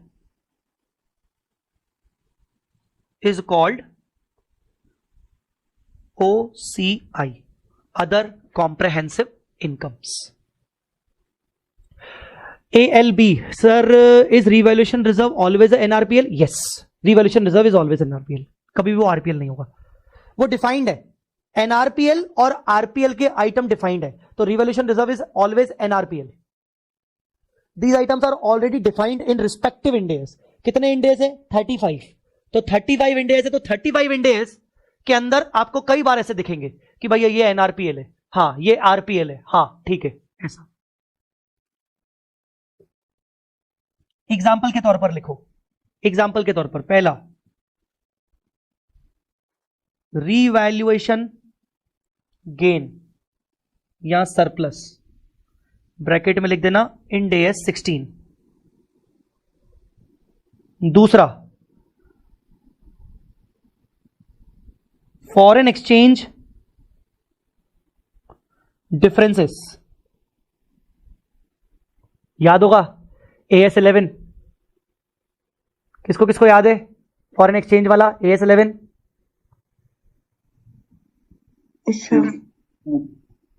उसका नाम है यहां पर Indians 21 foreign exchange के differences, वो भी आपके OCI में जाते हैं। हाँ सर AS11 में भी कुछ कुछ तो था, वहां पर था FCTR, थोड़ा थोड़ा याद दिलाऊं, ब्रांच अकाउंट्स पढ़ते थे फॉरेन ब्रांचेस, उसमें दो दो चीजें होती थी, इंटीग्रल, नॉन इंटीग्रल। इंटीग्रल के अंदर कन्वर्जन करने पर जो डिफरेंस आया वो P&L में जाएगा, पर नॉन इंटीग्रल में जो डिफरेंस आया वो FCTR में जाएगा। याद करो, था कि नहीं? और उसमें था कि FCTR में डालोगे, पर जब आगे चल के नॉन इंटीग्रल को कन्वर्ट कर दोगे इंटीग्रल में, या नॉन इंटीग्रल को बेच दोगे, तो जितना भी FCTR है वो P&L में डालना पड़ेगा, ऐसा AS11 कहता था। अब अगर वो याद नहीं है तो मेरा दोष नहीं है उसमें, पर मैं जो बता रहा हूं वो AS वाली बातें बता रहा हूं। वो बोलता था कि आगे चल के जब तुम्हारा नॉन इंटीग्रल बंद हो जाएगा, खत्म हो जाएगा, या उसको तुम कन्वर्ट कर दोगे इंटीग्रल में, तो FCTR को उठा के P&L में डाल देना। इसका मतलब यहां पर भी वही, तो वो क्या बन जाएगा RPL, वो रिक्लासिफाई होके P&L में आ जाएगा। तो ये जो आइटम है ये आपका NRPL है और ये आपका RPL है, क्योंकि ये आगे चल के P&L में जाएंगे। तो कुछ ऐसे आइटम्स होते हैं जो P&L में जाते हैं, कुछ आइटम होते हैं जो P&L में न जाके डायरेक्टली बैलेंस शीट में जाते हैं। देखो बेटा, आप यूं समझो कि हर किसी की अल्टीमेट डेस्टिनेशन बैलेंस शीट है। कोई भी इनकम हो, कोई भी एक्सपेंस हो, कोई भी गेन हो, कोई भी लॉस हो, सबकी अल्टीमेट डेस्टिनेशन बैलेंस शीट है, और बैलेंस शीट का अदर इक्विटी है। अदर इक्विटी में ये सारे भाई बहन लोग मिलकर नाचेंगे। ये देखो कहां गया, नहीं ये नहीं है, कहां गया, ये यहां तुझे ना सारे भाई बहन लोग मिल जाएंगे, सारे कजिन्स लोग यहां पर बैठे हुए हैं, सबकी अल्टीमेट डेस्टिनेशन ये है बैलेंस शीट, और बैलेंस शीट के अंदर अदर इक्विटी। अब बस फर्क इतना है कि कुछ लोग P&L के थ्रू आए हैं, कुछ लोग डायरेक्टली उड़ के आए। जो डायरेक्टली उड़ के आए हैं उसको बोलोगे NRPL, जो डायरेक्टली आए हैं OCI से डायरेक्ट आ गए, और कुछ ऐसे हैं जो पहले OCI में थे उनको वापस P&L में डाला गया, और P&L में नेट प्रॉफिट के रूप में वो रिटेन्ड अर्निंग में आ गए। और कुछ ऐसे हैं जिनको कभी OCI में डाला ही नहीं गया, P&L में डाला गया, नॉर्मल इनकम्स रियलाइज नेचर की, वो डायरेक्टली P&L में आके यहां आ गए। तो try to understand, every income, every expense, every loss, every gain has only one destination, that is called other equity.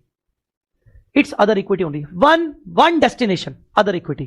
Now that depends कि some are directly coming, some are coming through P&L, some are coming through OCI, and some are coming to OCI, then they are reshifted to P&L, and then they are coming from P&L. That depends. And sir ऐसा क्यों कर रहे हैं बार बार? इसके सबके पीछे logics है। जब एक एक इंड AS पढ़ना शुरू करेंगे तो आपको लॉजिक्स क्लियर होंगे कि अच्छा हाँ सर, अच्छा ओके। मेरे स्टार्टिंग के 3-4 सेशंस बहुत ज्यादा डिटेल ये चीजों में जाएंगे, तो जब मैं ओरिजिनल इंड AS लेना शुरू करूंगा ना तो आपको रियलाइज होगा, अच्छा हाँ सर आपने पढ़ाया था, फर्स्ट क्लास में बोला तो था, आपने सेकंड क्लास में बोला था, ठीक है ना, बहुत सारे राज खुलेंगे। एनीवेज बेटा ये वाला टर्म क्लियर है सबको? OCI जल्दी करो, अपना टाइम जा रहा है, मुझे जल्दी जवाब दो ताकि मैं अपनी तीसरी टर्म पे आ सकूं। Third term, reclassification adjustment. ये वर्ड कई बार आपको सुनने को मिलेगा, रिक्लासिफिकेशन एडजस्टमेंट। मैं आपको अभी ये OCI के कॉन्सेप्ट में मैंने आपको कहीं ना कहीं समझा दिया। बेटा RPL का फुल फॉर्म क्या होता है? RPL का full form reclassified to P&L, मतलब इसका अच्छा इसका मतलब क्या होता है? ऐसा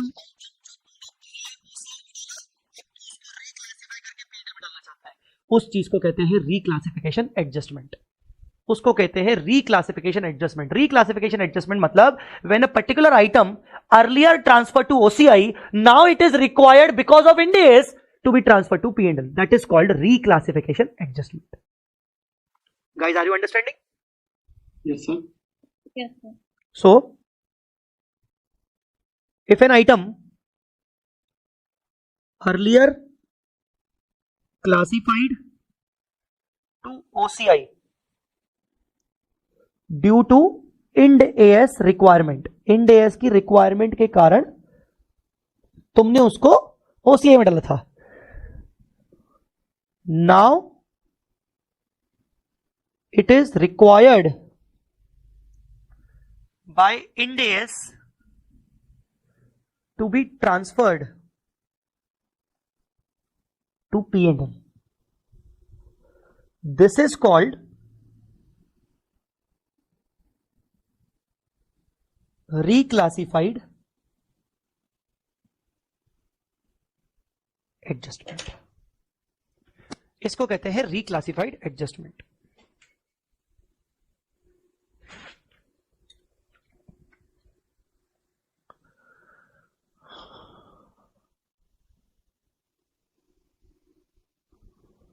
बोलो बेटा, clear? Yes sir. Yes sir. Last item. हाँ, इसमें कोई डाउट? डाउट था हाँ हाँ हाँ हाँ हाँ, बिल्कुल बिल्कुल. सर, एनआरपीएल और आरपीएल को अपन लोग आइडेंटिफाई कैसे करेंगे हर बार कि ये आरपीएल है या इंडेस बोला ना बेटा, इंडेस इंडेस इंडेस. तो केस टू केस वेरी करेगा. केस टू केस वेरी करेगा, पर्टिकुलर इंडेस के हिसाब से चलेंगे. एक सेकेंड, अगर मेरे पास वो होगा तो मैं आपको 2 मिनट दिखा देता हूँ, शायद आपको एक समराइज फॉर्म में समझ में आ जाएगा. Wait a minute. आपने बताया था ना कि आइटम्स डिफाइंड है हमारे कि ओसीआई में Exactly. Items Exactly. करेंगे तो देयरफॉर क्लियर है. आपकी आवाज क्लियर नहीं आ रही, 2 मिनट मुझे पहले बोलने दो, अब पहले म्यूट हो जाओ. ये देखो, मैंने क्या चार्ट बुक के अंदर आइटम्स ऑफ ओसीआई डाल दिए. अब वो बिकॉज ऑफ विच इंडेस के कारण ओसीआई में आ रहे हैं, विच इंडेस के कारण आ रहे हैं, विच इंडेस के कारण आ रहे हैं, वो सब लिखे हुए हैं. और मैंने नीचे लिखा है 19 वाला जो ओसीआई में जाता है वो एक्चुअल गेन और लॉस जाता है, और नीचे लिखा है such item of OCI will not be reclassified to P&L. मतलब ये एनआरपीएल हो गया. इंडेस 16 पीपी वाला और इंडेस 38 इंटेंजिबल वाला, जब तुम रिवोल्यूशन गेन करते हो तो such item of OCI will not be reclassified to P&L. तो हर इंडेस के अकॉर्डिंग डिफाइंड है वो, ये सीरीज, वो ये पूरी समरी है, ये पूरी समरी है कि किसको रिक्लासिफाई करेंगे किसको नहीं करेंगे, वो इंडेस के अकॉर्डिंग समराइज है. हाँ, अभी जो भी अपना डाउट पूछ रहा था, जिसकी आवाज क्लियर नहीं थी, वो वापस से पूछ सकता है. कुछ बोल रहा था शायद वो.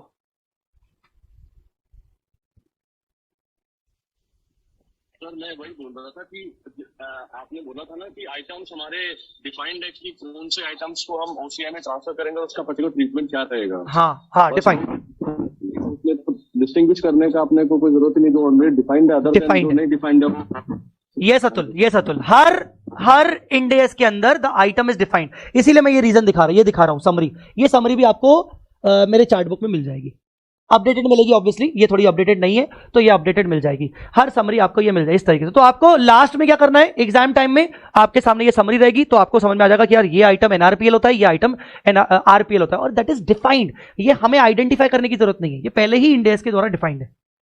अच्छा, अब क्यों आरपीएल है, क्यों एनआरपीएल है, वो तो जब इंडेस पढ़ेंगे तब समझ में आएगा. उसका लॉजिक तो इंडेस में अभी वो हम एक्सप्लेन नहीं कर सकते, क्योंकि उसके लिए पूरी इंडेस की नॉलेज चाहिए. अरे समझा क्या? Yes sir. Yes, sir. तो लास्ट में ये ना आपको ये इंपॉर्टेंट समरी बहुत काम आएगी, ये वाली ओसीआई वाली. एनीवेज, वापस आते हैं. लास्ट एक प्लीज लास्ट लिख लो जल्दी जल्दी. स्टेटमेंट, एक लास्ट टर्म बच गई, statement of changes in equity.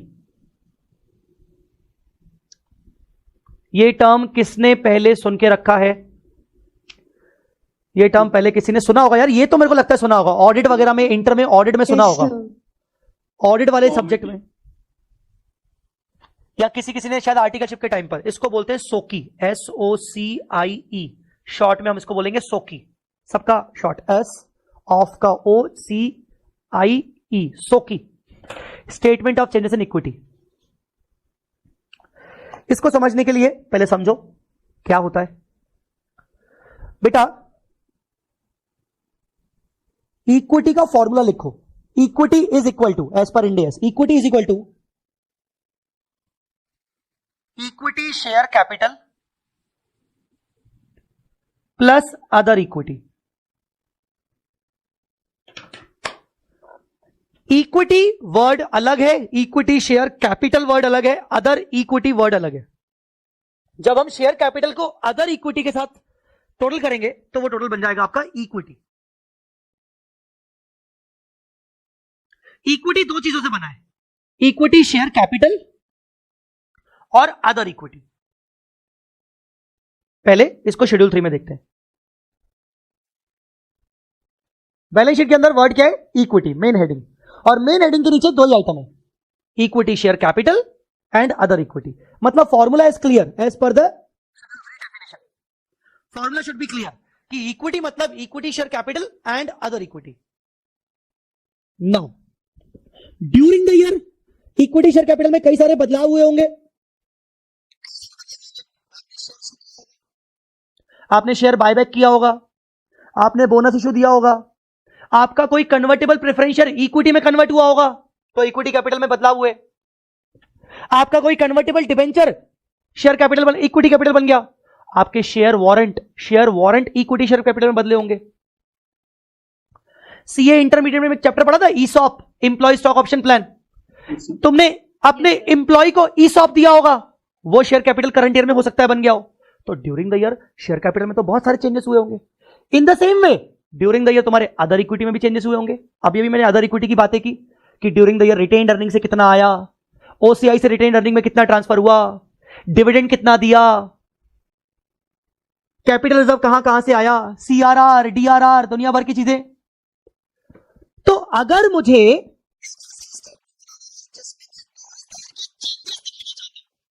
कि भाई ओपनिंग में कितना था, फिर during the year plus minus कितना हुआ, फिर क्लोजिंग में कितना था, ऐसे पूरे स्टेटमेंट को, वो स्टेटमेंट शेयर कैपिटल का भी बनेगा, वो स्टेटमेंट अदर इक्विटी का भी बनेगा। उस स्टेटमेंट को कहते हैं सोकी, उसको कहते हैं सोकी।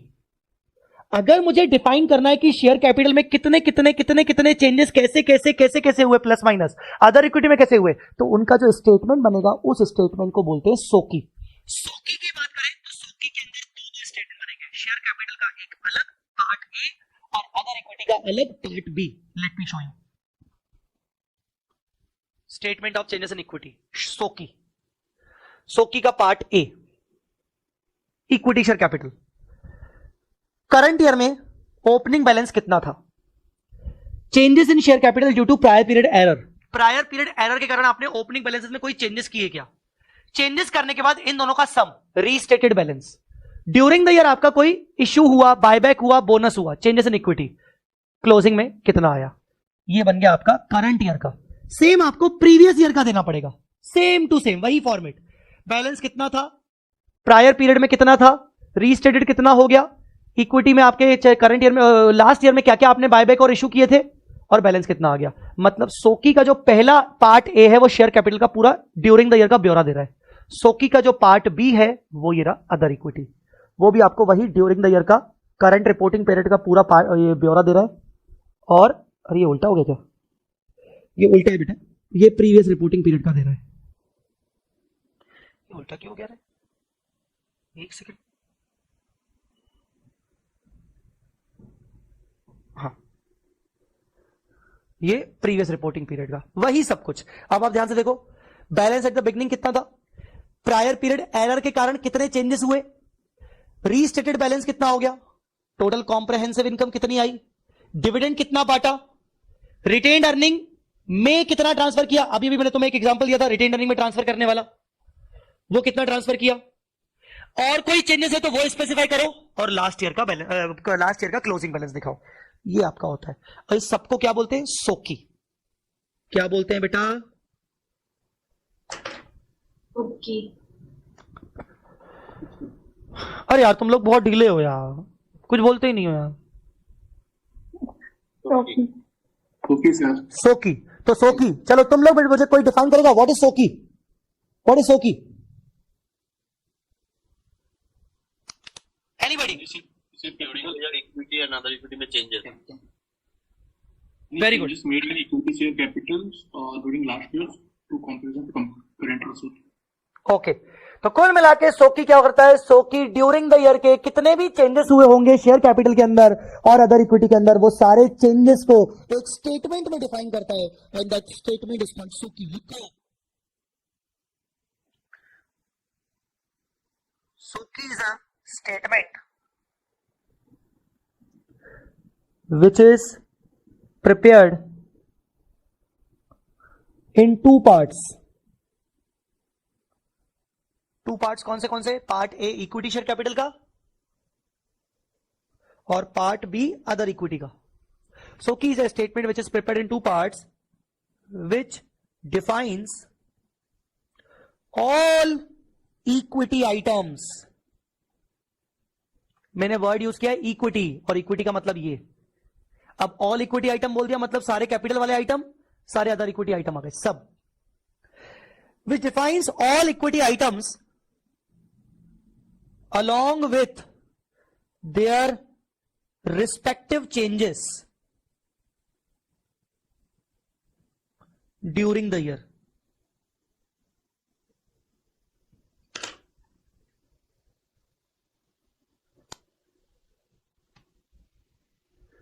Along with their respective changes during the year.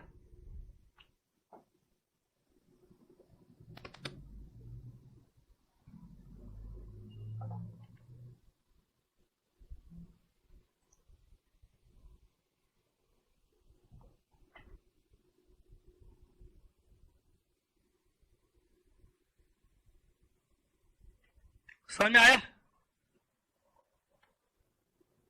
Yes, sir. Yes, sir. Yes, sir. Great. हाँ जी. So these were the key important points. कुछ पूछ रहे हैं तो पहले मुझसे पूछ लो, so that हम लेक्चर को कंक्लूड करने की तरफ चले.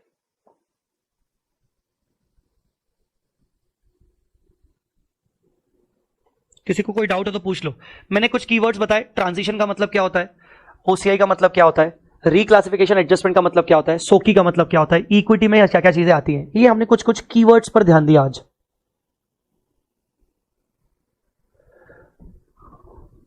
एनीवेज, किसी को कोई डाउट नहीं है तो ठीक है. आपको मैं कल क्या पढ़ाने वाला हूं, कल मैं स्टडी मॉड्यूल से, आज मैं टेलीग्राम पे अपनी कॉन्सेप्ट बुक के कुछ नोट्स डाल दूंगा ताकि आपके पास भी रहे. जब तक आपके पास शिपमेंट नहीं पहुंचेगा तब तक आप नोट्स को पीडीएफ फॉर्म में रेफर कर सकते हो. जिसको फोटोकॉपी निकालनी है निकाले, जिसको नहीं निकालनी है नहीं निकाले. पर एट द सेम टाइम कल हम इस चैप्टर की बात करेंगे, introduction to Ind AS. Basically मोटा मोटी इस चैप्टर के अंदर क्या है, इंड एएस क्यों आए, नीड क्यों थी इंड एएस की, उसको हम जल्दी जल्दी कवर करेंगे क्योंकि वो चीज आपको सिर्फ नॉलेज पर्पस के लिए है. तो हम उसको इंड एएस की नीड क्या हुई, इंड एएस कैसे बने, फ्रेमिंग कैसे होती है इंड एएस की, उसके बाद इंड एएस कौन से ईयर से शुरू हुए, कौन कौन सी कंपनी के ऊपर इंड एएस अप्लाई होता है, एप्लीकेबिलिटी क्या है इंड एएस की, वो पढ़ेंगे. तो ये पूरा रोड मैप पढ़ेंगे बेसिकली. ठीक है. यस प्रगति, आप जा सकते हो, कोई बात नहीं. तो बेसिकली कल की क्लास में आपको ये नोट साथ में रखने हैं और मैंने कुछ पॉइंट्स ऑलरेडी हाईलाइट करके रखे हैं जो कि मेजर इंपॉर्टेंट पॉइंट्स हैं जिन पे हम ध्यान देंगे. और इसके अलावा पूरा चैप्टर हम कल कवर अप करेंगे जिसमें इंड एएस का पूरा एक इंट्रो लेंगे. तो आज का class is the introduction class. Tomorrow will also continued as a introduction of Ind AS. एक चीज जाने से पहले बोल दूं बेटा, याद रखना, शुरू के 5 से 6 दिन ऐसा फील आ सकता है कि ये चैप्टर, ये सब्जेक्ट थ्योरी है क्या. पक्के में बोल रहा हूं, पक्के में 90% बच्चों को फील आएगा कि यार ये क्या चल रहा है, ये एफआर थ्योरी होता है क्या, प्रैक्टिकल नहीं है क्या. ये गलत फहमी होगी. शुरू के 5 दिन बहुत सारा थ्योरेटिकल कंटेंट आएगा क्योंकि वो बेसिक समझाने के लिए जरूरी है. तो ये गलत फहमी होगी, मैं तुम्हें पहले ही बता रहा हूं. स्टार्टिंग के टाइम पे तुम्हें हो सकता है हल्का हल्का बोरियत भी लगे, अरे यार बहुत थ्योरी है, यार बहुत थ्योरी है. इसीलिए 2 घंटे इनफ है. 5वीं क्लास के बाद जो हम शुरू करेंगे प्रैक्टिकल करना, मेरा चैलेंज है वो थ्योरी वाला बुखार खत्म हो जाएगा. तो स्टार्टिंग के 5-6 दिन थोड़ा सा ना अपना संयम अच्छे से बरतना कि हाँ भाई ठीक है, संयम रखना मतलब बेसिकली कि यस कोई नहीं, हो जाएगा. तो शुरू के दिनों में थोड़ा हल्का सा एक बोरिंग टच, एक थ्योरी टच ऐसा आ सकता है, बट मेक श्योर बहुत प्रैक्टिकल चीजें होने वाली हैं, बस ध्यान रखना. ठीक है. So shall we conclude the lecture. कुछ किसी को पूछना है क्या, किसी को कोई डाउट हो स्पेसिफिक तो बताइए, नहीं तो जिसको जल्दी है वो जल्दी बाय बाय बोल के जा सकता है. और बाय बाय ऑडियो से बोलेंगे, चैट से नहीं. Bye Bye, sir. Bye. Bye bye bye bye. किसी को डाउट है वो रुक सकता है. सर. Bye bye. और लेक्चर कैसा रहा मुझे वो टेलीग्राम पे या फिर मुझे पर्सनल व्हाट्सएप पे मुझे जरूर बताइएगा. आपकी आज की शुरुआत कैसी रही, मुझे अपना एक्सपीरियंस बताइएगा. Bye, sir. Bye bye bye bye. Thank you. Bye bye bye bye. चलो everyone, bye bye. Thank you so much. अपना फीडबैक जरूर देना मेरे को.